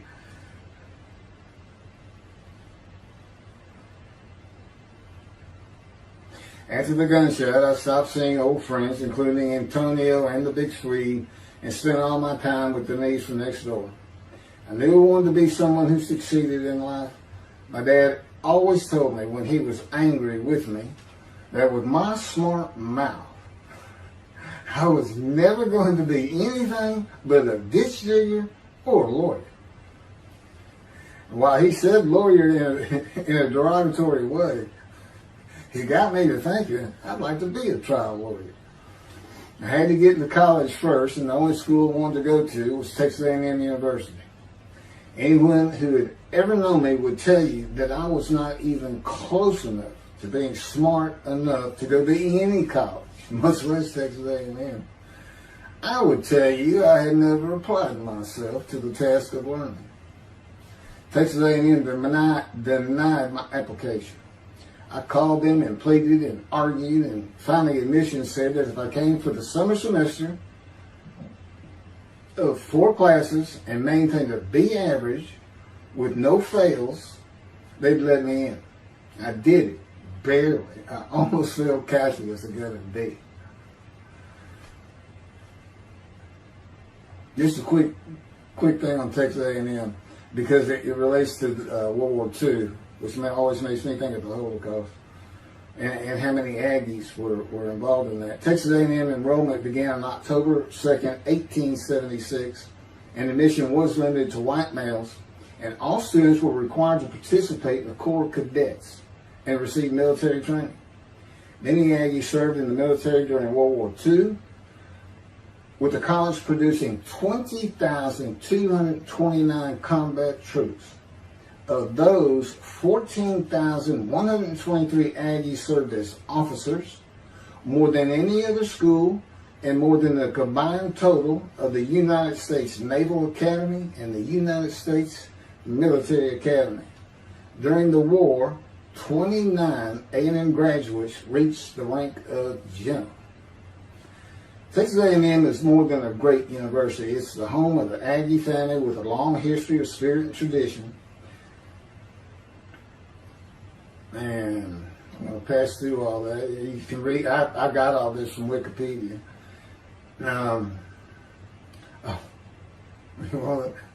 Like Notre Dame, it's a school full of tradition, especially notable at football games and in campus life, drinking beer at the Dixie Chicken. I had a good friend in what is now the Volunteer Corps of Cadets, and we've been shooting pool and drinking beer all night on the weekend, and finally left sometime after midnight. I walked my friend back to the quad, Corps Cadet Quad, a large open area where people could gather, surrounded on 4 sides by dorms for cadets only. And I dropped him off at his room. Before he shut the door, he looked at me, and not for the first time, said, "Want to race?" He's fast. We used to race many times. I said, yeah. Of course, we were pretty much, we've had a lot of beer. I said, yes. And he went to the end of the hall and took off at the other end of the hall. He was fast, but I was pulling away with just a few yards to go and hit the wall before I could stop and busted my chin open. Blood's pouring out everywhere. People opening doors. Look, that's what the little guy did to the tall guy. Taller guy. I also sprained my ankle. These are my injuries at Texas A&M. I also sprained an ankle so severely playing basketball with football players that I was in a cast for 6 weeks. Those were my only injuries in the 3 years at A&M. It was the gunshot that changed me and everything in my life. I married Denise when I graduated from A&M in '79, just 3 years after graduating high school. I went through in 3 straight years. Because I had those hours from the first summer, I just went ahead and went the next summer too. And I got out, and the average for most A&M students is 5 years. But I went through in 3. And of course that meant I never dropped a class, which also meant I had a low GPA, grade point average. And I didn't realize how important that was for admission to law school. I was denied admission from every school across the nation I thought I could get into. I did not know how my dad knew about South Texas College of Law in downtown Houston, but he made some inquiries and found out the dean was a graduate of Texas A&M. And we're known for helping each other. We set up an appointment with the dean. I told him of my rather intense home life and wayward ways, and that the A&M had given me a chance to prove myself as a capable student. You know, he hemmed and hawed, looked around the ceiling, and gave me the same opportunity A&M had. 4 summer classes, D average, no fails. I did it. I was terrible at chemistry and math, but it turns out I had good reading and comprehension. It's probably from reading all those science fiction books in school. I graduated in '82, and I did great on the bar examination. Keith Ellis McCarty, attorney at law. Who would have believed it? Which reminds me of verse 1 of Isaiah 53. Who can believe what we have heard? That's what any of my friends would say about me getting out of law school. Much less what's happening today. You go find somebody that knew me in high school, they say, who? Oh, that can't be true. Get out of here. I know him. Forget about it. Chapter 5. 27-year headache. I'm going to pick up with that on another video. And then that'll be it. Some general comments. 5 and 6. I'm not sure what 6 is. Yeah, 27-year headache. I'll go ahead and mention God in one of these accidents. And I won't say anything about the dog who took a hard left between my legs, just about severed my knee, my leg at the knee. I won't mention that. Or hitting the big Swede on the track. Unbeknownst to me, my arm just took off. I wouldn't have hit him with my right arm. The things he has shown me. And getting gut shot. Yeah, I think I would have figured out, you probably shouldn't be hanging out with this fella anymore if you're going to be talking to his ex-girlfriend in front of him. Little things like that, he controls my perception. Little things like that in my life to make sure I am the man of Isaiah 53. If anybody thinks I'm going to back off saying that, they're wrong. I've been through too much. My whole life is dedicated to this time, the day of the Lord. As a matter of fact, what about my day? I said, what about my day? Well, he said, well, first of all, God's speaking with you and living with you. Most people say that's pretty good. I said, yeah. But anyway, here's something he's promised me that he lets me check out all the time. And I'm going to put on the screen.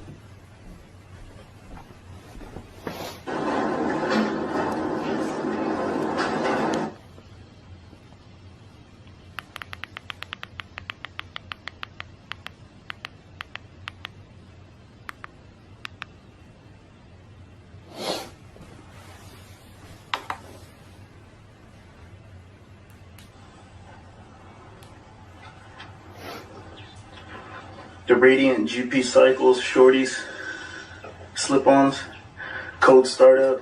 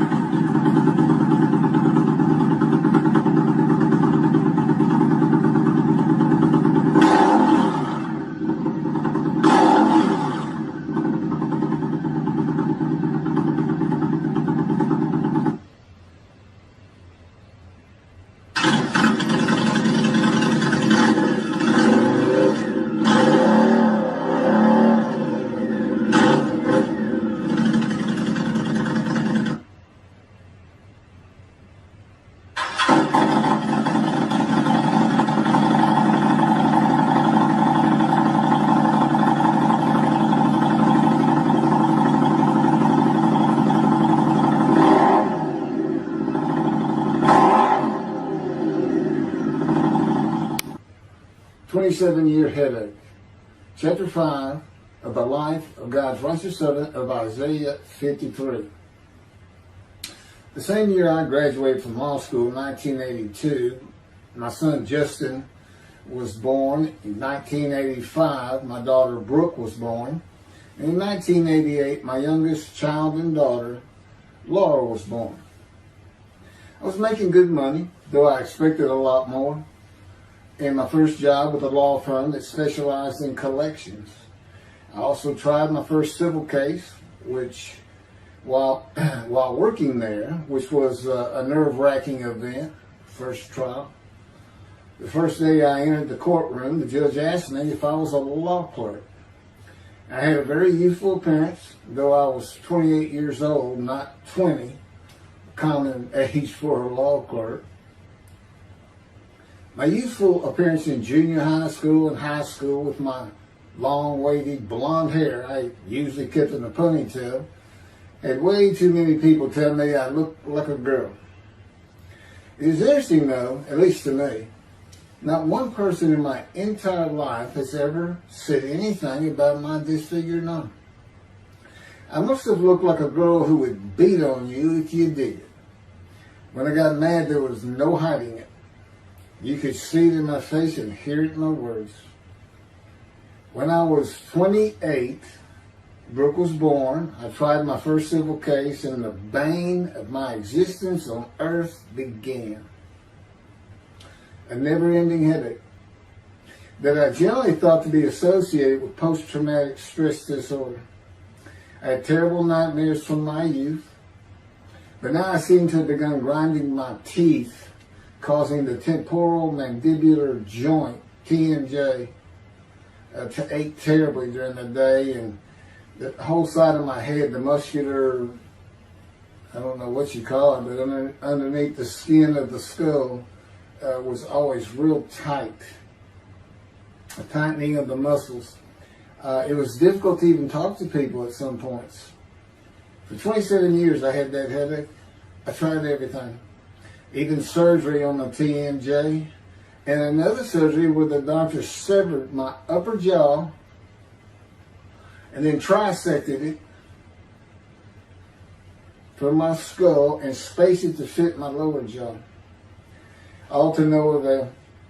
I could not stop the nightmares and the grinding of my teeth. Mouth guards helped my teeth, but the pressure was still there.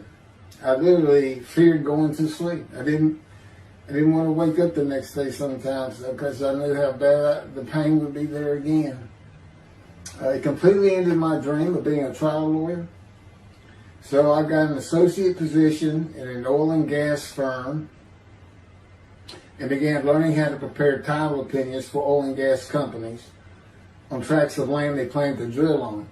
Basically, a title opinion is you start from sovereignty, which is when the state granted the land to someone, usually great, large tracts of land, and from there you get parceled out and cut up, and I'd be chasing one small tract within a very large one almost 200 years ago in the early 1800s, and I would have to create genealogical charts of heirship, for people who died without a will.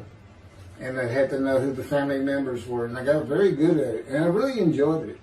I'd go to small towns throughout Texas and into their courthouses where they would keep all the records of every transaction, of every piece of land in the county. But anyway, there's an awful lot to it. I do go into it in some detail in the book, but I'm not going to for this video.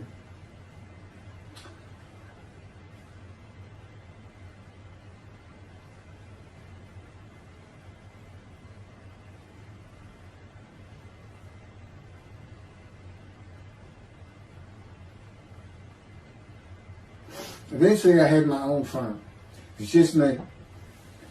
In my own office, and I was doing very well, though billing hours for title work is generally lower than other areas of the law, by the hour.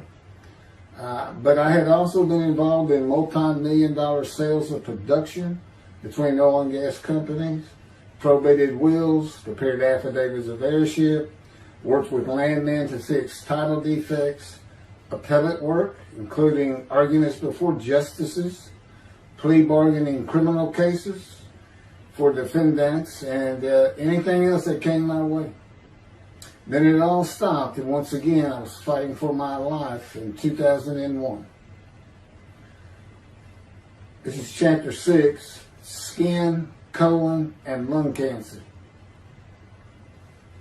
Oh, just God would have me tell you, he gave me those headaches. When he came to me, I stopped having nightmares. He provides my dreams for me now, and often as a learning experience. But the grinding of the teeth, everything stopped, and I thought it was just because I wasn't having nightmares. And it took away any symptoms of PTSD, for which I was receiving money from an insurance company for disability, partial disability. And that went on for about 7 years. Then one day we're out walking, year 7 of 13, and I had that headache. It just came, and I just stopped. And I said, "You got to be kidding. You did not give me those headaches." He said, "Yes, I did. It's necessary. You are considered the suffering servant of Isaiah 53. You had to suffer your entire life until you're suitable for my purpose," and that includes fitting every verse of Isaiah 53. At that time, I had finally read it, 7 years into all this. It was about year 2, I think. But yeah, he did. And, I ended up taking painkillers left and right and drinking with it, as so many people do. I was able to maintain, my life, my work, and everything, but it was enough to put the strain on my marriage that I pretty much blamed myself for it. And I told him I did it. That's the only time I got hot. Disfigure me, gut shot, those things, they didn't bother me. But I said, you hurt my children terribly with that. Because I became a bad father. I mean, I wasn't the father I could be. I mean, they love me and I love them. We don't have any serious risks. They're off living their lives and they're all doing great.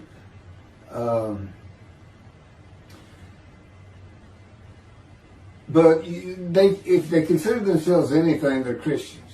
And although I don't think any of them are overtly religious, or that they're in church every Sunday or anything like that, but when I started going to the conservative synagogue here in town, and I told them I was converting to be Jewish, they're pretty much just that. Just saying I would be a Jew, I guess. I'm not sure that I didn't believe in Jesus. It was probably more of it, God says. But really haven't talked to them much at all in 7 or 8 years. But anyway, so God gave me the headaches just to make sure.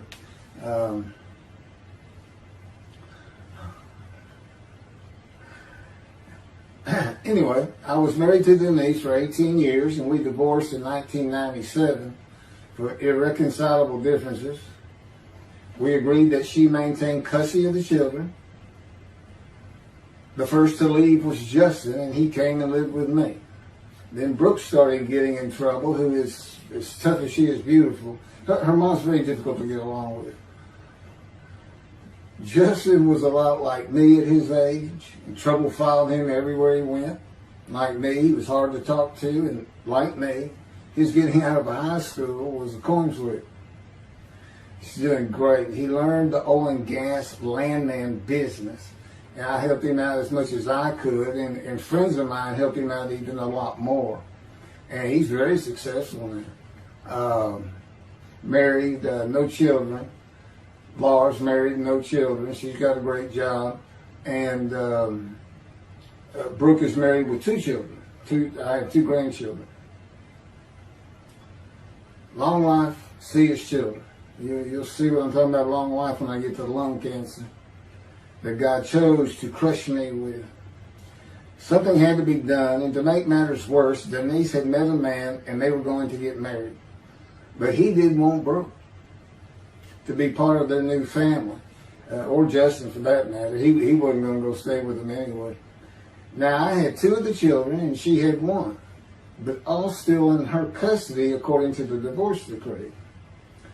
So anyway, I stopped paying child support on those 2, but had not gotten around to the proper revision of the divorce decree when I took Justin and Brooke with me to live on the Big Island, Hawaii.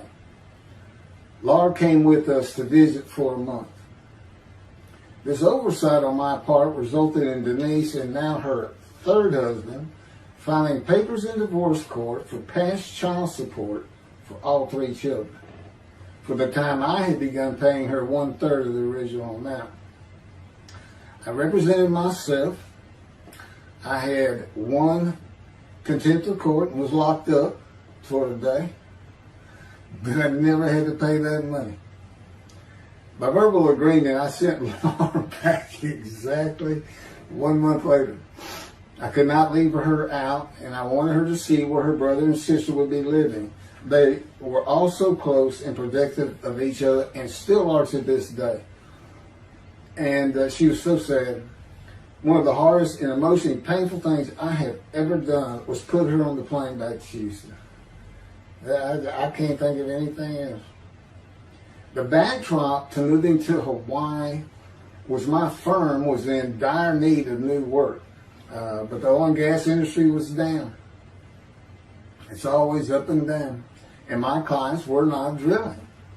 A landman I knew called and said his sister in Hawaii, a brilliant eye doctor, but not a good businesswoman, needed help resolving creditor issues stemming from her new offices and equipment purchases. I told him it was a good time for me, as things were slow, and who's going to turn down a free expense trip to the Big Island, Hawaii? So I went and took care of everything without charge, but of course everything was paid for. When I came back to live in Hawaii at the urging of the doctor that I had helped, who did not like the look of an abrasion on my chest, and it had been there for years, I was examined by a friend of hers, and it was cancer. I don't remember what the doctor called it. He removed it in surgery with a 6-inch diameter circular cut, and it was not malignant. I could practice in just about any area of the law, and all I had to do was pass the Hawaii bar exam, one of the toughest in the nation. While studying for the bar, my body, all at once, in a moment, told me something bad was wrong with me. I had been running, swimming, riding my bike everywhere I went, letting Justin have the car, and had been feeling good and strong. In a moment's time, I was weak and sick while grocery shopping, and there was a pain in my belly and my abdomen. I did not know it, but a large tumor in my colon had burst through my colon, and I was bleeding internally. I did not go to a doctor, which I guess is my nature. That, and I did not have medical insurance. Anyone asking anyone for help unless things were at a critical stage, such as a bullet wound, was something I couldn't do. There's all kinds of personality disorders. I thought surely it would pass, and decided to just give it time and bear up to the abdominal and belly pain. I continued studying and took the Hawaii bar on Oahu in Honolulu in the summer of 2001. I had lived in pain for so many years from my headache, and passing the bar was so important. I just kept going day by day. Pain was getting worse, and but I kept exercising. It was the only time I didn't focus on the pain. I had always been a fast healer, and I thought in any day it would just go away. I finally could no longer take it. Brooke, it turns out, was in Houston visiting with her mom, and I left Justin at our little, we called it the Little Green Shack. There wasn't much to it. We weren't there very often, really, except to sleep. And went to Houston to find a doctor for diagnosis, staying at my parents' townhome, which is where I'm at now. I had allowed my major medical insurance to lapse using premiums for child support when things had gotten lean. I just needed someone to tell me what was wrong. I would find a way to take care of whatever the diagnosis was. Early September, I was close to dying, lying on the floor of a dingy apartment of a friend who traveled for work. I could no longer get up to even try and get medical help. And I had not told anyone how bad it had become. Then the planes hit New York. Seeing how grief-stricken so many relatives were on the news, I began to think for the first time how awful my children would feel when they found out how and where I died all alone. So I asked my father, again, it's hard for me to ask people for things, for the money to pay for a colon examination that had been suggested by a doctor at one of those clinics you find in a strip mall, the only places I could afford. The doctor who performed the colonoscopy finally found what was making me so ill and unable to eat. A malignant tumor 6 to 8 inches long that had burst through my colon, and I was bleeding internally. You know, I come out of anesthesia, partial anesthesia, and he's holding this picture, and there's this great big purple blob, and he says, I couldn't get the scope past this. It's not a good way to wake up.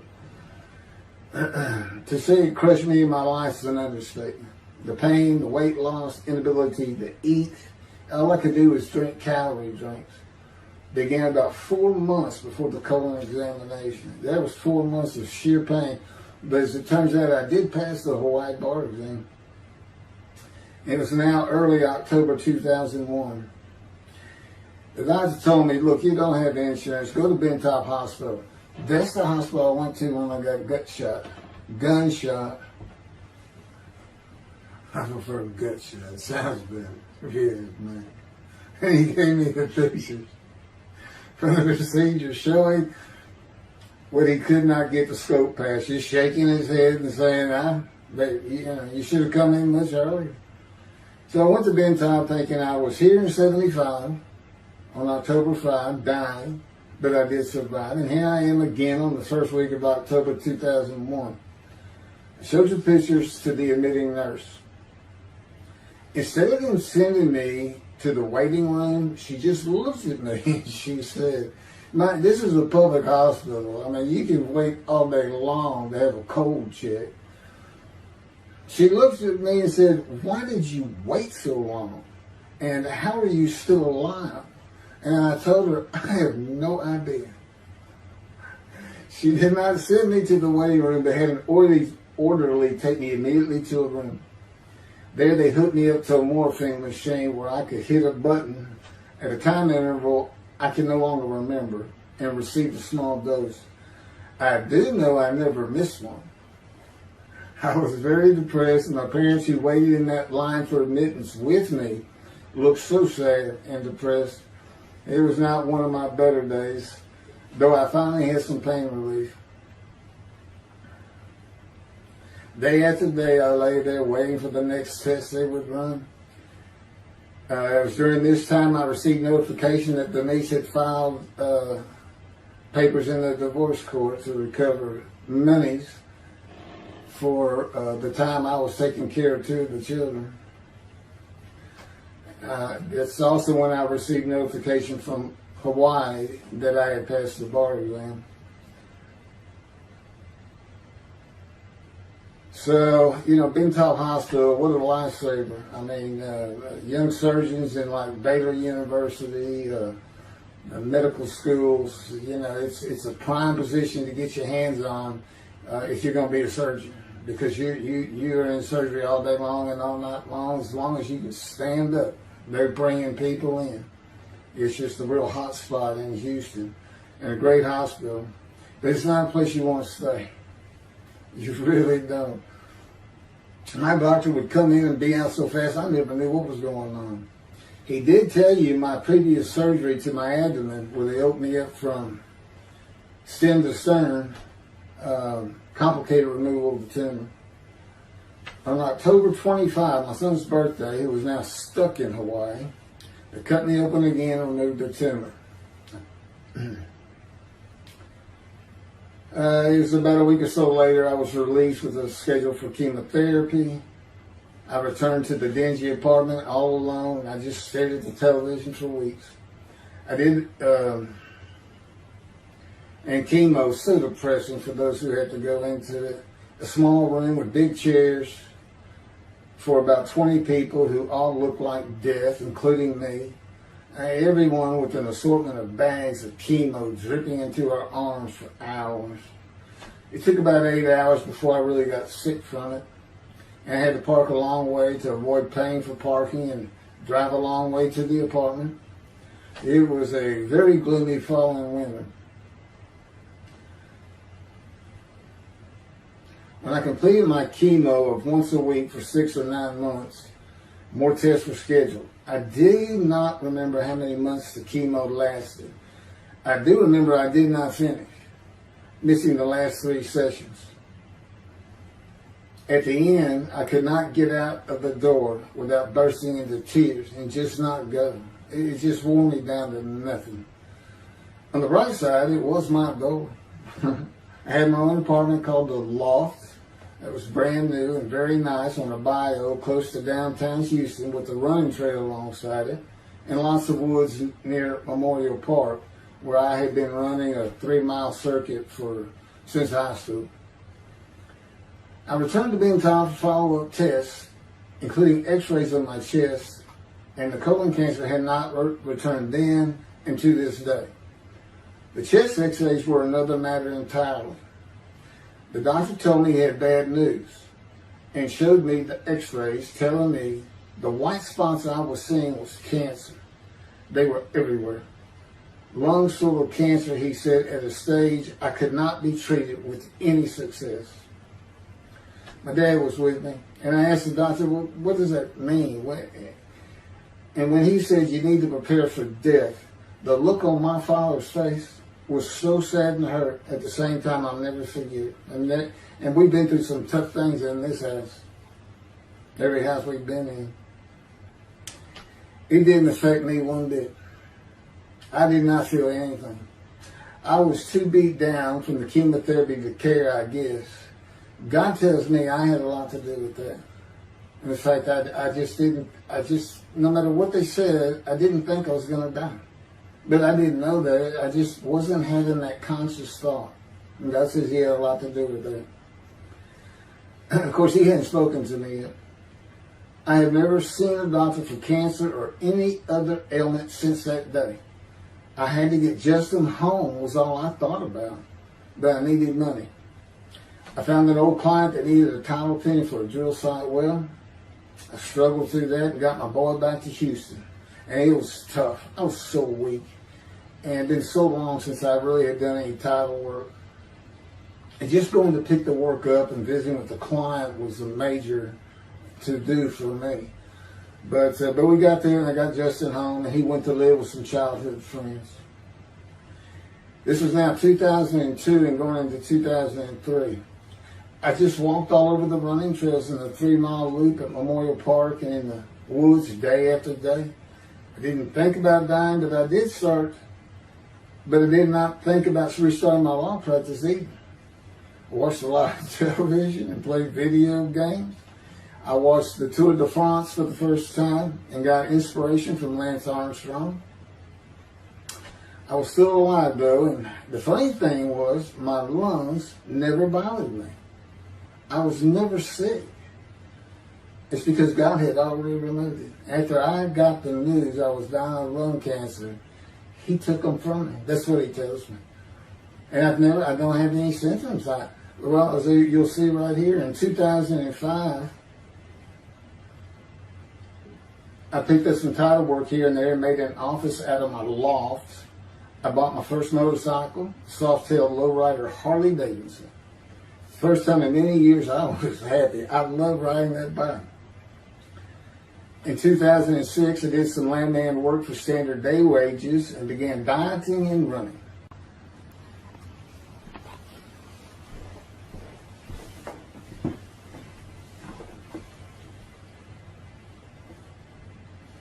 Once again, my camera only goes for 29 minutes and 59 seconds, and I'm gonna back up just a little bit.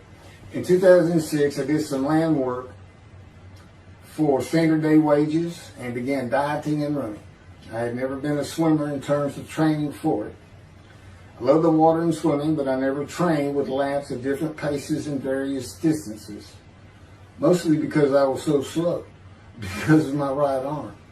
I was reaching an age, though, where endurance in my running was more important than speed. And so endurance swimming was too. In Hawaii, I had seen the athletes come to Kailua Kona, where we lived and where the Ironman triathlon begins and ends. Matter of fact, my little green shack was just right on the route to where they start. That was a fun week, and it was amazing watching the athletes train and prepare for the race. I would think to myself, a human being, the human body cannot do what they are doing. Yet they were and they did. It's just amazing. I decided to learn how to swim more efficiently and how to train for distance and endurance. Get a regular and triathlon bike and enter some triathlons. I was still alive and finding a direction and purpose in my life. Training every day for long periods of time. It really helped with my headache and I slept better. In 2007, I signed up for the March 30, 2008 Lone Star Half Iron Triathlon in Galveston, Texas. And the October 5, 2008 Longhorn Ironman 70.3 in Austin, Texas. You cover 70.3 miles, and you got to do it under 8 hours. And I did real well in the first one. As far as my time, it's 7 hours and a little bit. But I barely made it without disqualification in the one in Austin, and it was primarily because of the hills. It's this very hilly area in central Texas, I guess. But I did make it, and swore I'd never do another one. But I did that after the first one too. It's tough.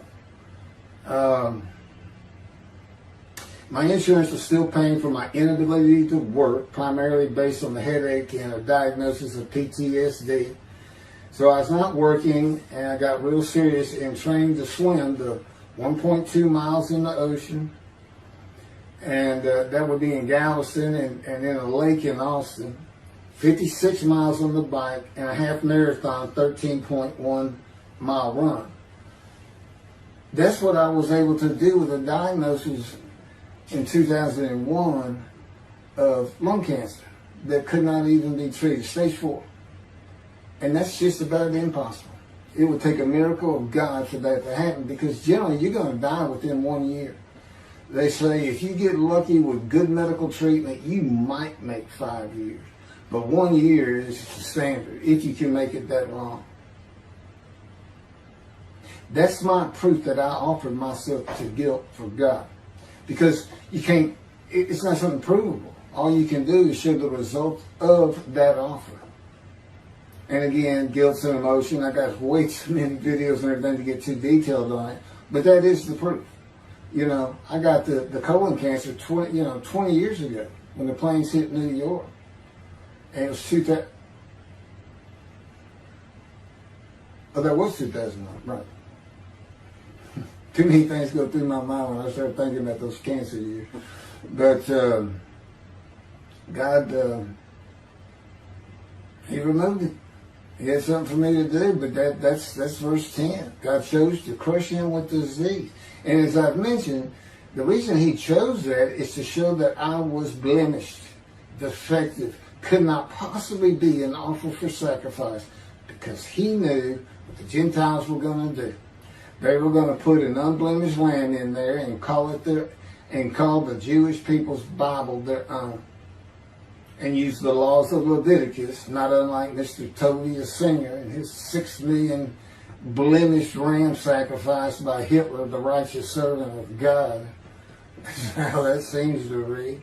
He's welcome to, respond any way he wants to do that, but it's on the video, it's in the book, it's in quotes by him. It's from his midrash, from his site, and he said, share this with everybody. Everybody can take it and just share how great my knowledge is. Well, it's lacking in some areas. There's any question he's an intelligent man, but his reasoning capabilities, in my opinion, at least as to Isaiah 53, are severely wanting. I am that man. And God's going to give the Christians hell with it, and with me. Just like I just heard this for the first time on the video, when all of a sudden he had me say that Jesus announced he wasn't the man of Isaiah 53 on the cross, when he said, Father, Father, Father, why are you forsaking me? Because he was about to die. In Isaiah 53, who he thought he was, and he's not, who he didn't fit the verses, but he thought he was supposed to be exposed to death, but given long life. So boldly he goes into the Roman Jerusalem and gets himself taken up. He's not worried. Delusional, yeah, maybe. But as far as I'm concerned, he's nothing but a story. He never existed. And the story starts with the Essenes of the Red Sea Scrolls and the teacher of righteousness.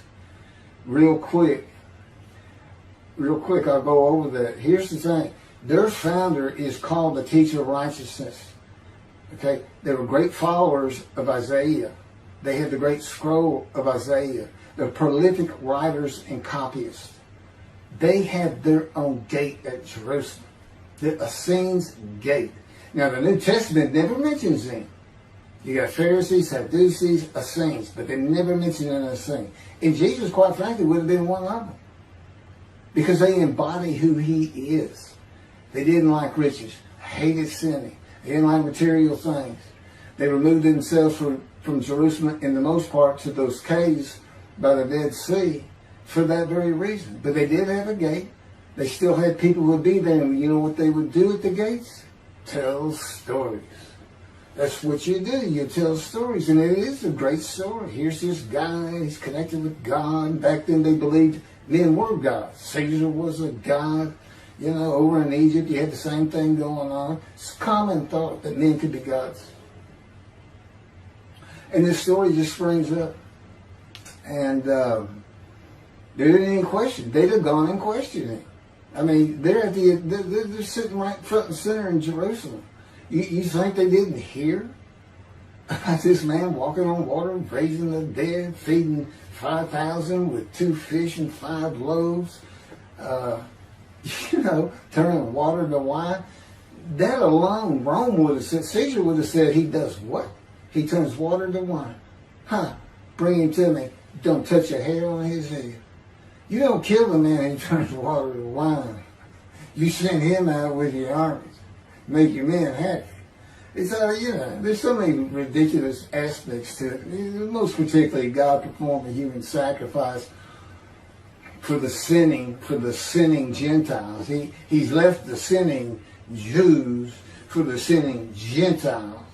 But he gives them an out, these Gentiles, not his church. He gives them an out. I know, I'm going to kill my son for you. So that you'll be forgiven of violating my commandments and laws. If anybody knows God, and the Jews do, and I know him like nobody's business, that's not him. That's not him. I mean, he told the Jews, I'm never going to leave you, but I will punish you. Now, that's him. That's him. And he'll put you through hell just to make you a better person, a better people. And he has no plans of changing that. He's not going to change the minds and the thinking of billions of people to make them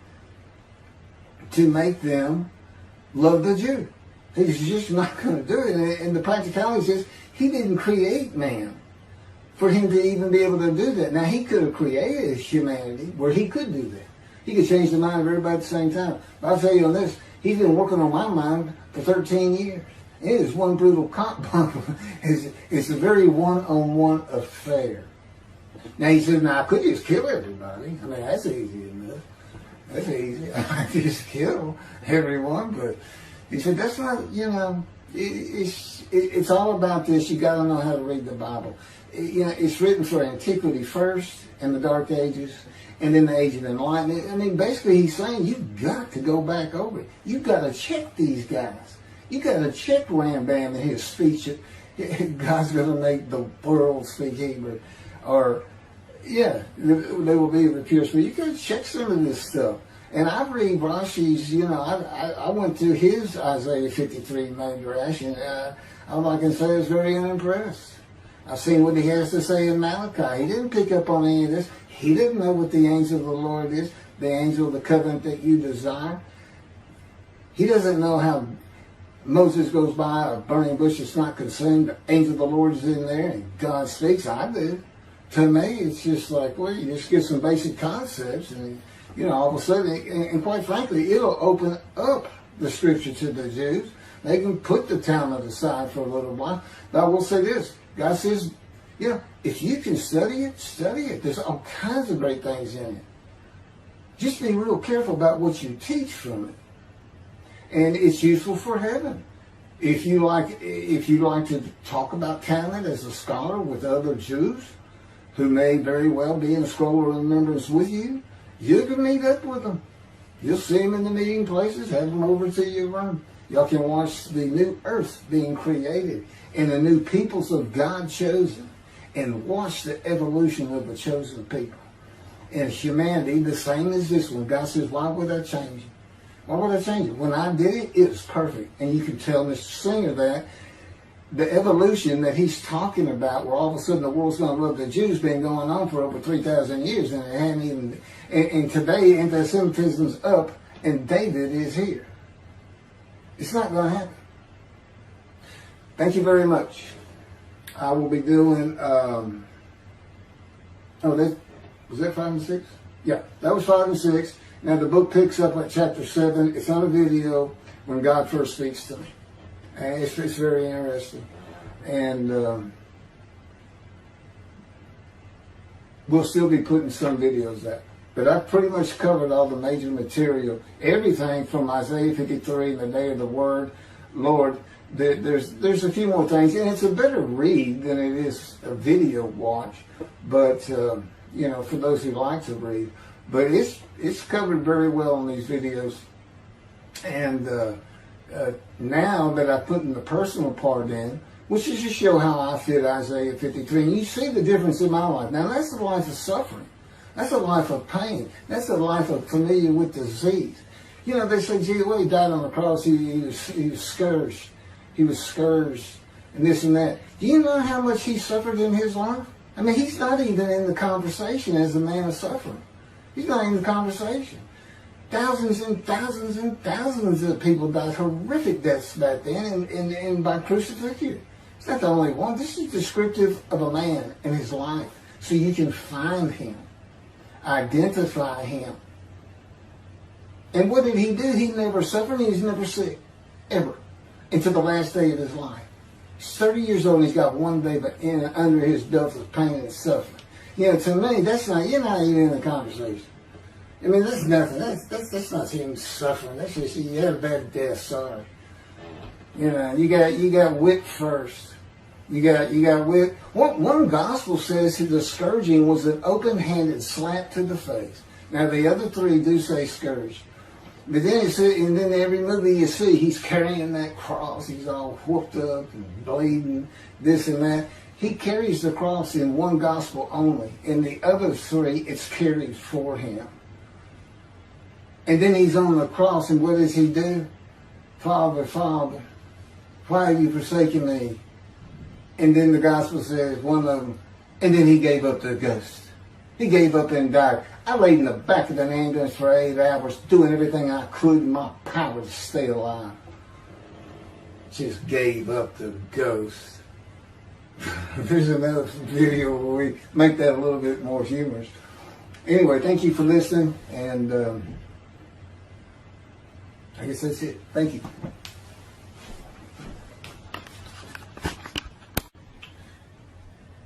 This is a video that leads into a brand new,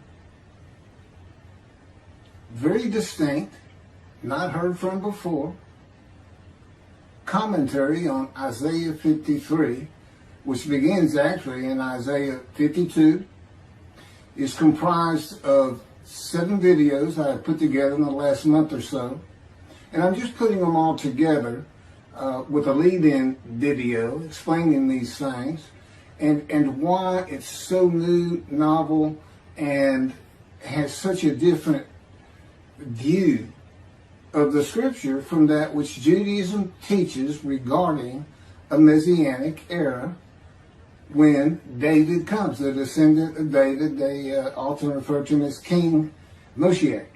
Moshiach means the anointed one. And you'll get the idea from the title of this video real quick. God speaks to an atheist. And it began like this. The doctors who gave me 1 month to live from lung cancer in 2002 that developed from my colon cancer metastasizing would have been surprised that I was still alive, to say the least. I had stopped thinking about the lung cancer years before. The white spots in the x-rays that filled my lungs, like the stars in the night, did not inhibit my breathing or slow me down in any way.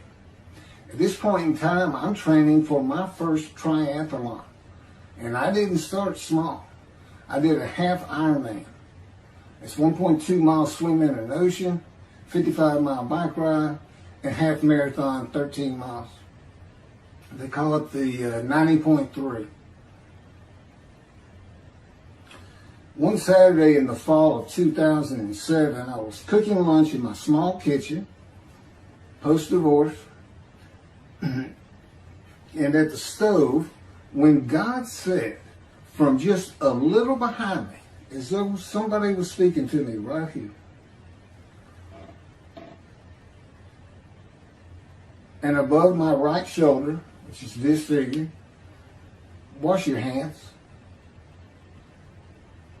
I turned around to the sink, washed my hands, and turned back to the stove. Now understand, I've been an atheist for 50 years. I mean, I completely denied the existence of God. And then from right here, a small, quiet voice, like an account they have with Elijah at the cave, said, wash your hands.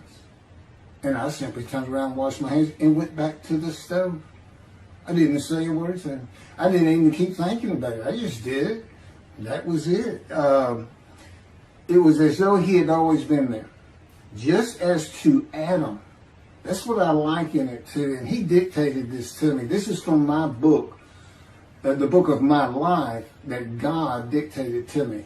It's called The Righteous Servant of God of Isaiah 53. No, the life of God's righteous servant of Isaiah 53. And he put it together. And he did it because he actually came to me, as Jeremiah would say, in the womb, but in my first year of life.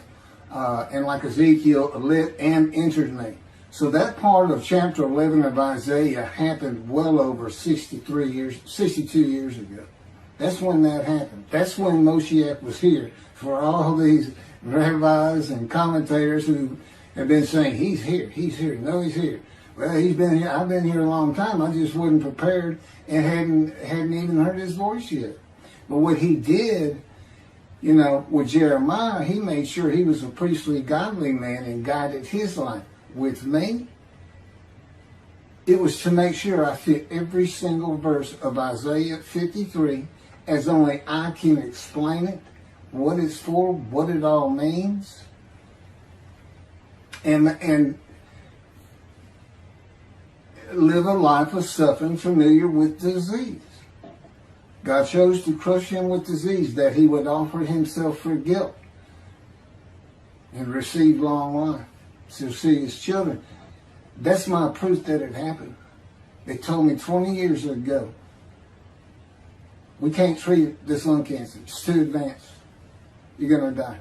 And you're going to die real soon. You need to prepare for it. And it did crush my life. I stopped work. I just kept waiting to die. And I didn't die now. I'm training at this point in 2007. I'm training for a triathlon. I finally said the heck with it all. And that's the proof. Crushed with disease, exposed to death. That's in verse 12. Exposed to death. And here I am, 20 years later, still going. Hadn't seen a doctor since, never received any treatment, which is unheard of with lung cancer. And I had colon cancer before that, and I had skin cancer. I'm a man familiar with disease, that God chose to crush the disease. And these 7 videos put together as one, obviously I wouldn't ask or want, and I couldn't do it, to listen to them all at one time. But I know you can mark your spots and everything. But it was spread out in 7 different videos, and I thought, well, the next video I'll do, I'll have a preamble to it and explain. This is not fooling around. Once you learn my version, which comes from God, of when Moshiach comes, the day of the Lord, which is left out of the Messianic era. But if you ignore me, God says, as my role as Elijah, God says, when he does return to his temple suddenly, it's going to be with, and it's not there, it's going to be with utter destruction to the land. Okay, all this is explained, so I'm not going to keep going in detail and carry on with God first speaking to me, but it was as what Adam would have felt like. This is natural. I mean, to him, having somebody speaking to him from above him, from up here, from within him, it's perfectly natural. And he wouldn't be falling down in reverence and I'm not worthy and all that. It would just be, this person's always talking to me and telling me what to do. The fact that he doesn't see him wouldn't probably enter into his mind. That's just the natural order of the world for Adam and me. Particularly today, 13 years later. Still in God's fire of refinement, preparing me. And now we have the books, they're unpublished. Jewish publisher, Christian publishers, I dare not even send it to them. Because how harsh I am on Jesus Christ, who said he was the man of Isaiah 53. And it's because of him I had to get crushed with cancer. That's what that's all about. God doesn't have to crush you to make you offer yourself for guilt. He just seized Ezekiel and put him through the fire of refinement, the anguish of it, and sent him off to be a prophet to the Assyrian, Babylonian exiles, of which he was one, actually. Ezekiel, the book of Ezekiel is the key to Isaiah 53. That's my backup. See, God, these videos, everything, the way where he put angel of his presence and Holy Spirit, that Judaism doesn't recognize. A host of the Lord's host. It's in the book of Joshua, one time. He did it so they wouldn't find it. He knew what this was going to be about. These are my proofs. This is what it's all about. He set it up for me to be this controversial. You just got to take the Messianic era of Judaism and toss it out the window. And you'll understand why when God has me explain it to you. He controls everything I do, think, and say. Finishing preparing lunch and ready to watch a Texas A&M football game, I headed to the living room and God said, "Get a napkin." I turned back to the kitchen and got a paper towel. Sitting on the couch from about the same place. Sitting on the couch with the television on and my plate in my lap, God said, "Get your TV tray." I got up, set my TV tray in front of me, and placed my plate on it, began eating and watching the game. That night, I was in bed reading a book. From the doorway, God said, "Tomorrow we're going to Bed Bath & Beyond, the store, to buy a shower curtain, sheets, pillowcases, and shop in general for things that you need." I said, "Okay," and continued reading my book. That's God spoke to an atheist. That's how it started. We call it the early years now when we talk about it. It was so different from the way things are and all the same in the same breath. And I have since learned this. It was by his power upon my emotions and thoughts that his presence with me was though he had always been there. In other words, when you read in the Hebrew Bible, God calls somebody's name like little Samuel, and he says, "Here I am. Here I am." Now there's some accounts of people falling to the ground, but he can put a silent knowing to you. He can put knowledge within you, your mind, where you never hear a word from him. In other words, put into your mind the God of all creation is about to speak to you, and he doesn't have to say stay calm. He controls emotions. He told me, "Keith, I created emotion. And there's nothing I can't do with yours," and believe me, it's been proven to me. I'm not going to get into all that. This story goes on. It turns out he had been like Jeremiah from the womb when he passed by that. I've never been affiliated with any church or synagogue. I've never had any teaching from yeshiva or seminary. Throughout my life, I did not. Let's put it this way. I was the actual opposite of Jesus Christ.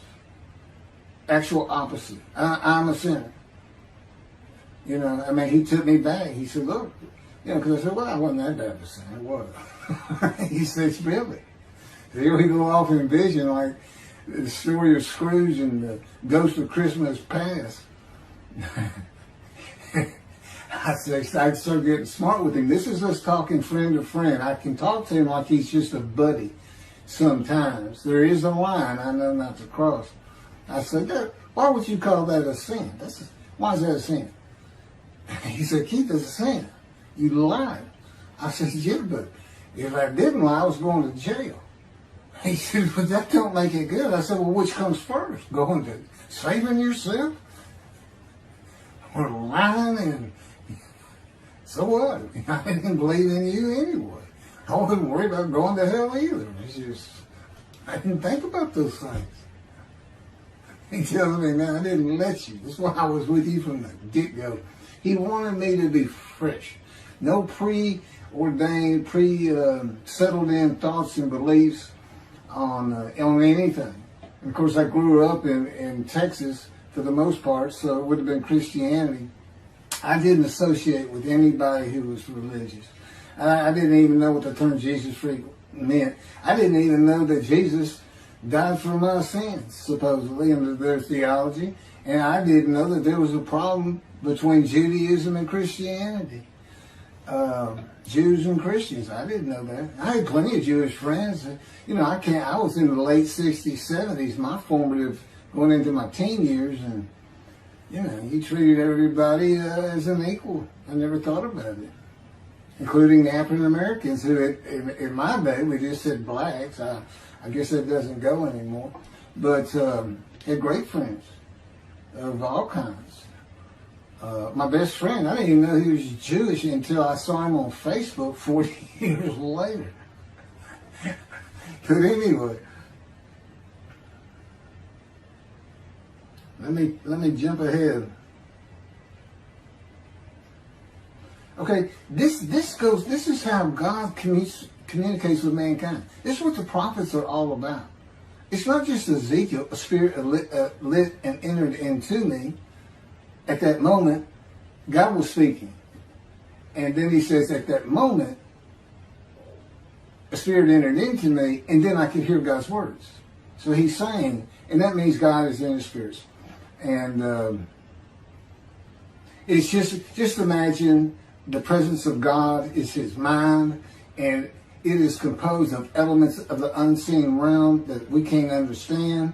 And spirit he created, and the angel of the Spirit, the Holy Spirit, he created. But that's completely different elements. His presence is different from God's presence. But they're like big clouds. And they can float together and be as one cloud. Okay, that cloud is what descends upon you. They are within me and without me. If you, this audience, was in a room with me, they would envelop you all around you. You'd be in the presence of God. The difference with me in that room is that that cloud engulfs me, flows through me. It's within and without me, as though there's no break because of my physical structure. My little spirit is a little cloud that also drifted in. That's what it is.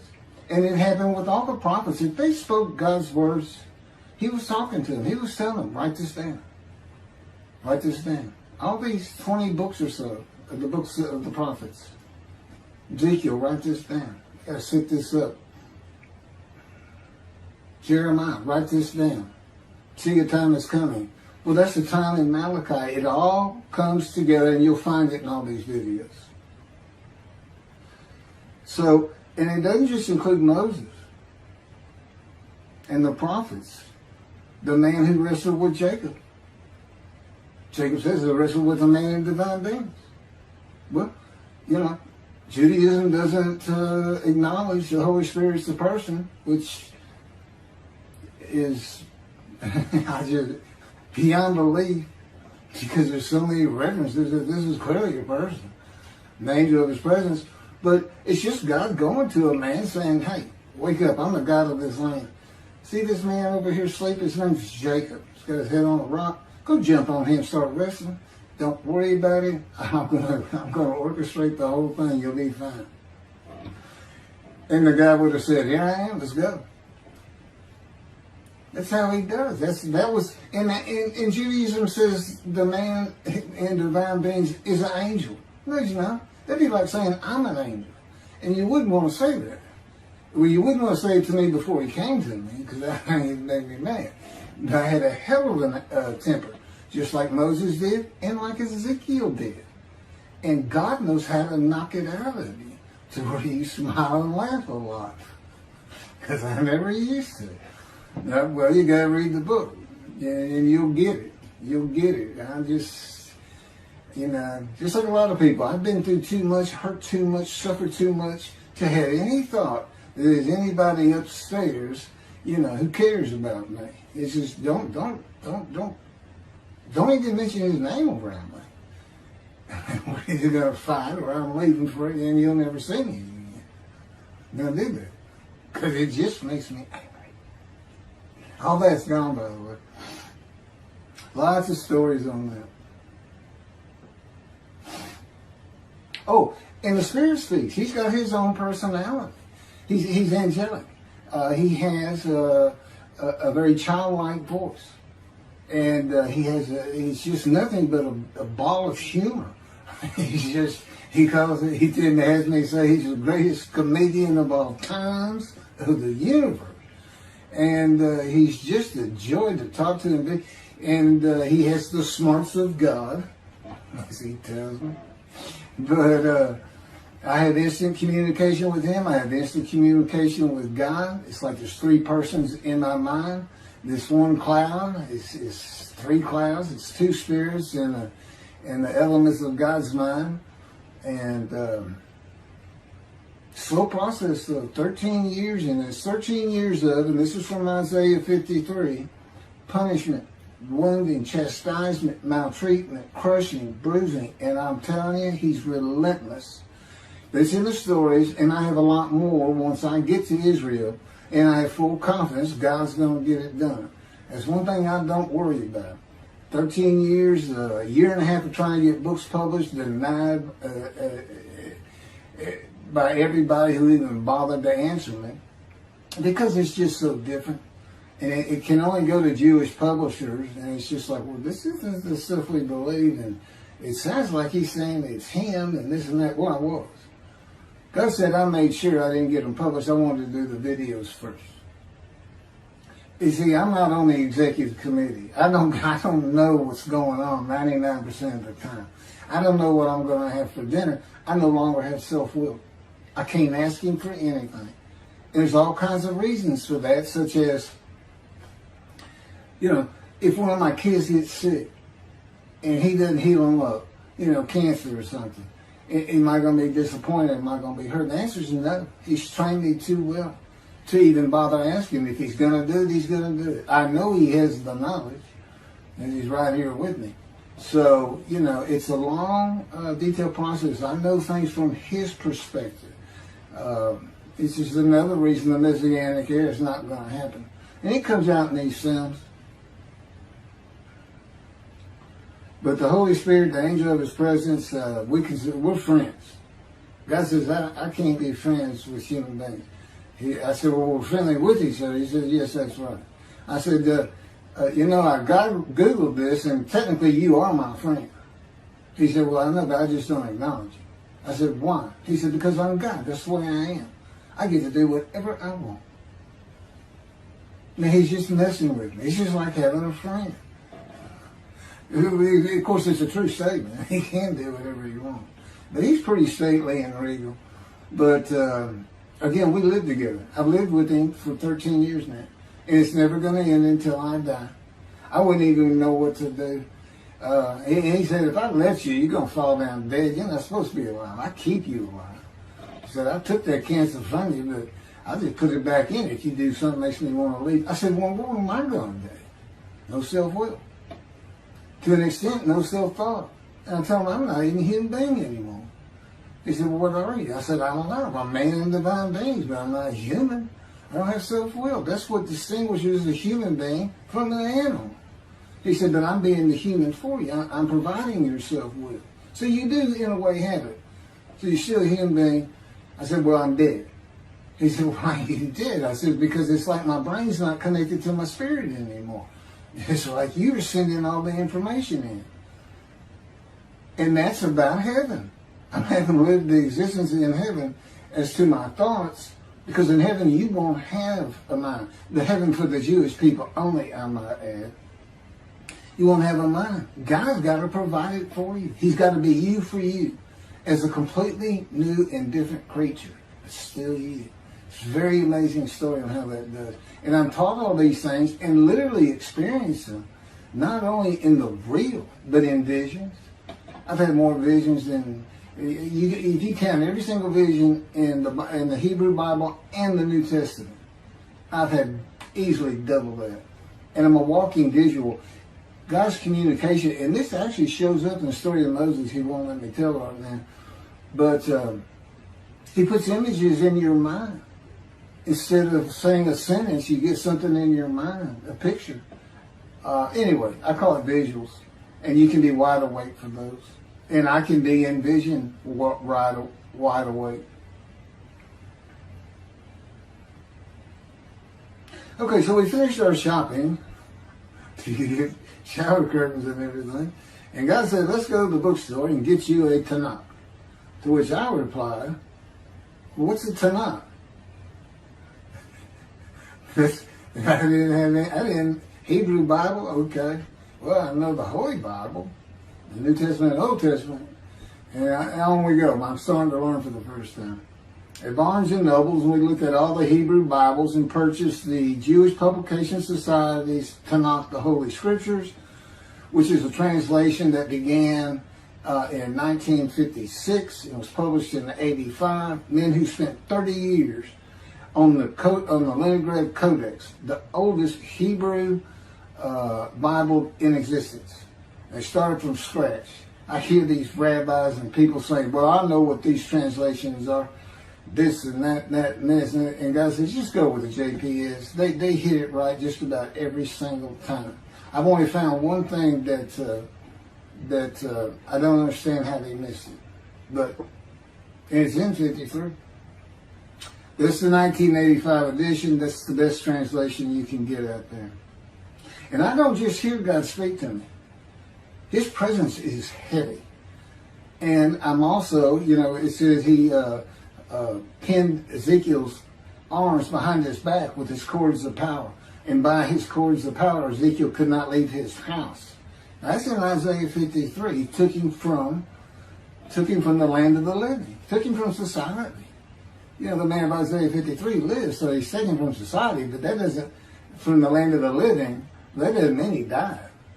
And there's no crucifixion in 53. So you start to see how Ezekiel is so important in this, and that's where you find out about the covenants of friendship that come with God in the day of the Lord when Moshiach comes. Again, you don't hear anything about it in this Messianic era. I'll tell you this. I think the Jewish people are going to like this better. I think throwing out all that rubbish Judaism has been teaching from back in antiquity, that's where they're stuck, and see what's really going to happen with God coming back, a man in divine beings, with the capabilities of Moses, Elijah, the descendant of David. All their attributes, are in me. I can be each and every one of them, and I can be all four of them at one time. And God can speak to me. So, it's going to be fun. And he wants his temple rebuilt. That's the purpose of Isaiah 53. It says, a purpose which might prosper of God. But he doesn't tell us what the purpose is. Well, we find it in Malachi 3. I'm sending my messenger before me to clear the way for me, and I shall return to my temple suddenly. But the covenant that comes with David says, I'm going to place my sanctuary amongst you. He already knows it's not going to be there. And then we have Elijah in Malachi 3. Well, he's got a purpose that might prosper. And if it doesn't, God comes with utter destruction to the land. And again, you don't hear it with the Messianic era. Utter destruction to the land. There's 7 million Israeli Jews. How can you not read that and go, that sounds an awful lot like, I'm going to raise up armies against you? How can you just ignore that? Well, anyway, we're getting it fixed up. And the purpose that might prosper, I never believed that. I think that just hooks the man of the righteous servant of God of 53. I think that puts him with, he's got the same purpose as Elijah. Elijah's supposed to bring the families back together through the laws and teachings God gave Moses, or being mindful of them. That's the new covenant. It's an amendment. It's an amendment that also has a new inclusion of sin forgiveness. Over the last 63 years, God's presence has resided in Texas, Louisiana, Florida, and Hawaii. And he is more than ready to return to his land, Israel. Because wherever I am is where his presence is, and those are all the different states I lived in over this time period. Wherever I go. As a matter of fact, if you see me in Israel down at the old city or down at Tel Aviv, you can turn to your friend and say, hey, I know where God is. I said, really? I thought he left. Some people say he died. He said, no, you see that guy over there? He's all around that guy. And some say inside too. That's what it's going to be like. God said, when we get to Israel, we're never leaving again. I said, I wanted to see Great Britain. He said, it's like, did you just ask for something? I was like, oh. Yeah, that's good. I hope I fry if I hit the border and cross over. I hope I just burn up, bust in a combustible flame. But anyway, that's where he wants to be. And I'm assured he's going to get there. This purpose that might prosper, again, I think it just shows the purpose of the righteous servant and a purpose of Elijah. Because he knew I was going to be teaching. There's only, in the day of the Lord, as you would imagine, he wants to have all the prophecies fulfilled, be done with the prophecies. And there's only a handful, 4 men to come that we've never seen. The descendant of David, prophet like Moses, Elijah, and of course the righteous servant. We only have one description.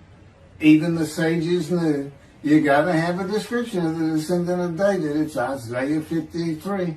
They called him in the Babylonian Talmud the leper scholar.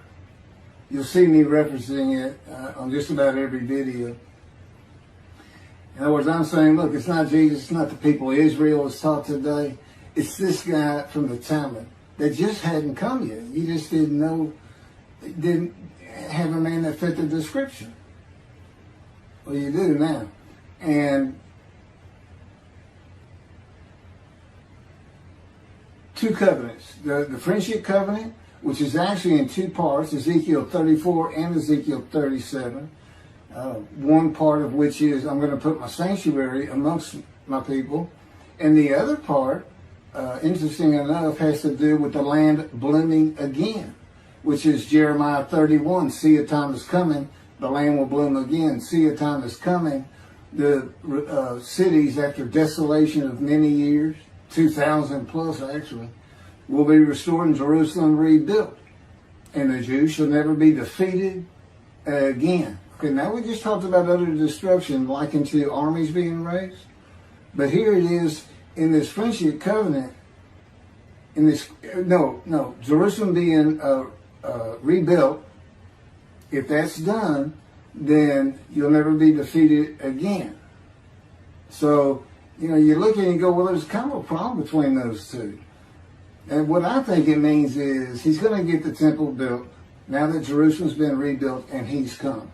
That this might prosper because, it kind of gets you. So what is the purpose of God might prosper? Who thought you could do everything?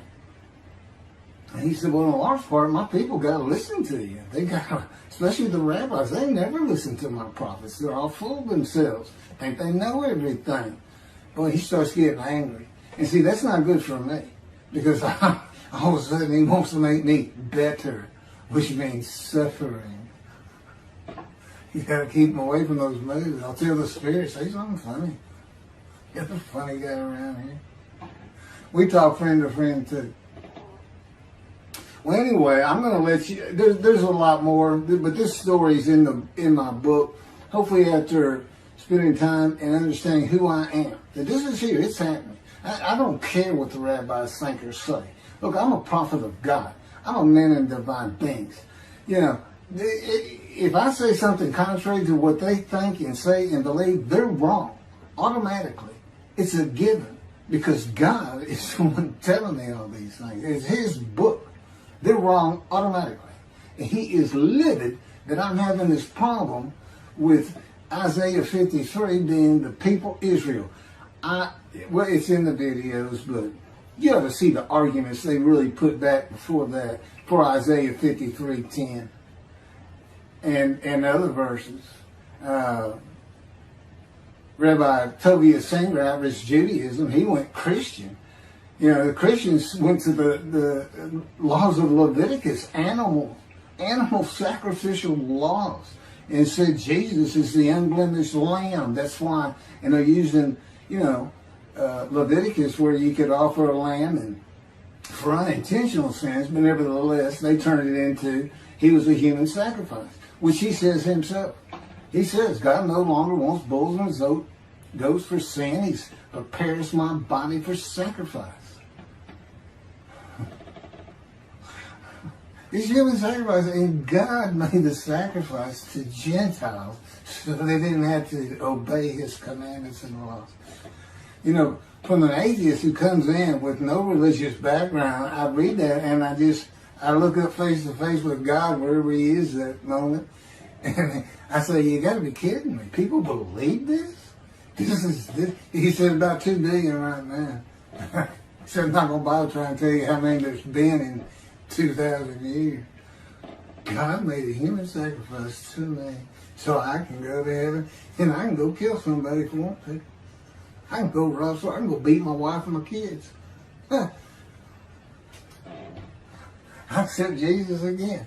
God was teaching me the New Testament, and this guy at one of these mega churches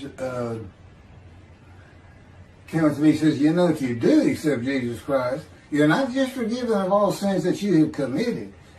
You're forgiven of every sin you're going to do in the future. I said, really? He said, yes, really. He said, Jesus knows you're going to do it, and he already forgave you. I said, what? Okay. So, if you're a Christian, you can just sin all the time, because Jesus knew you were going to do it. I hadn't actually heard that taught, but that's the effect of it. Okay. Next year in Jerusalem. Enjoy the books. Don't try to listen to the videos. Don't try to watch them all at one time. But what I did is I put them together for you in the order they should be. And I just thought it'd be easier. And we're kind of coming to the end of our videotaping for a little while, it seems like. Again, I'm not on the executive committee with God and His Spirit. I never really know what we're going to do next. And the books are at keithmccarty.wordpress.com. You can find that on my YouTube channel. I guess that's about